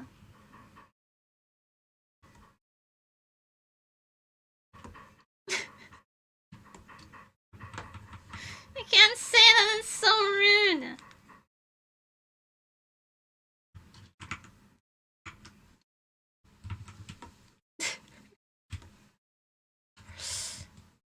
But yeah, no one has faith in me anymore. There was nothing on the laptop though. She wrong though? No.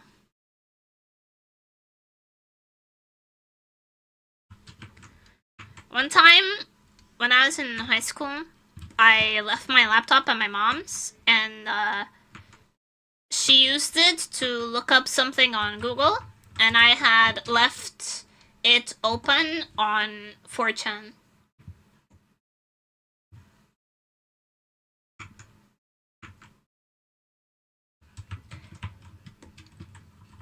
She was very concerned.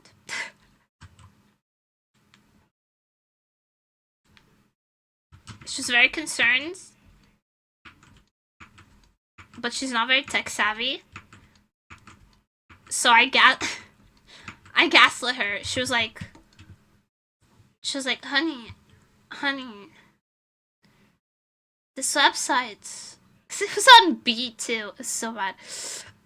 This website, the things that people are saying, and it's so. Are you struggling? Are you okay? And I was like, Mom, are you sure you didn't open a pop-up? She was like, what's a pop-up?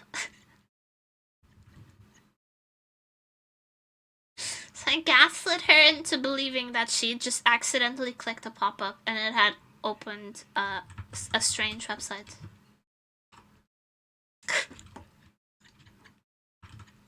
Sorry, Mom. Sorry, Mom, but it was for both of our sakes. It was for both of our sakes. It was for her as much as it was for me, okay?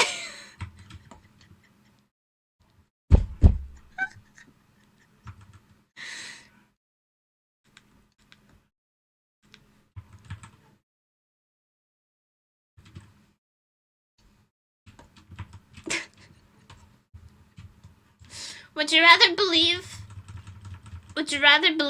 you had a betard 4chan daughter, or that you accidentally clicked a pop-up and it opened some strange website? What would you prefer in the meta of your life?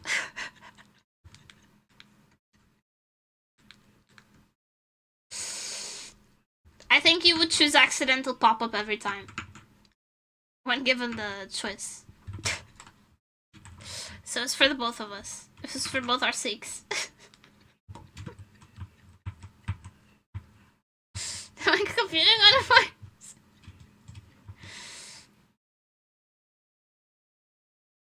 I don't know. Actually, only ever got a virus on my computer when I tried to install IMVU, and I got in more trouble for trying to play video games than I did for putting a virus on my computer.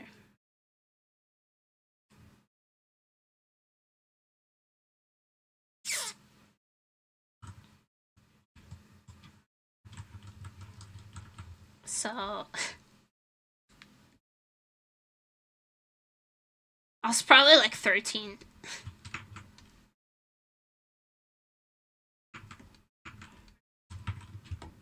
And after that, I learned how to deal with my own viruses.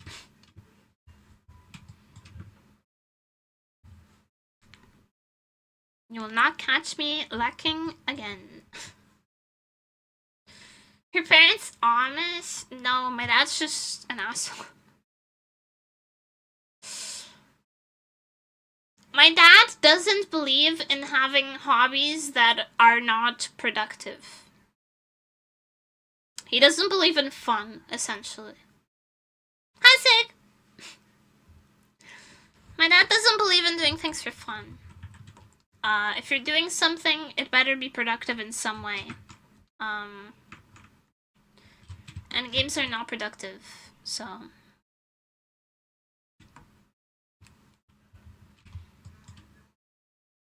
It's really sad for him. It's sadder for me, who had to live under his dictatorship.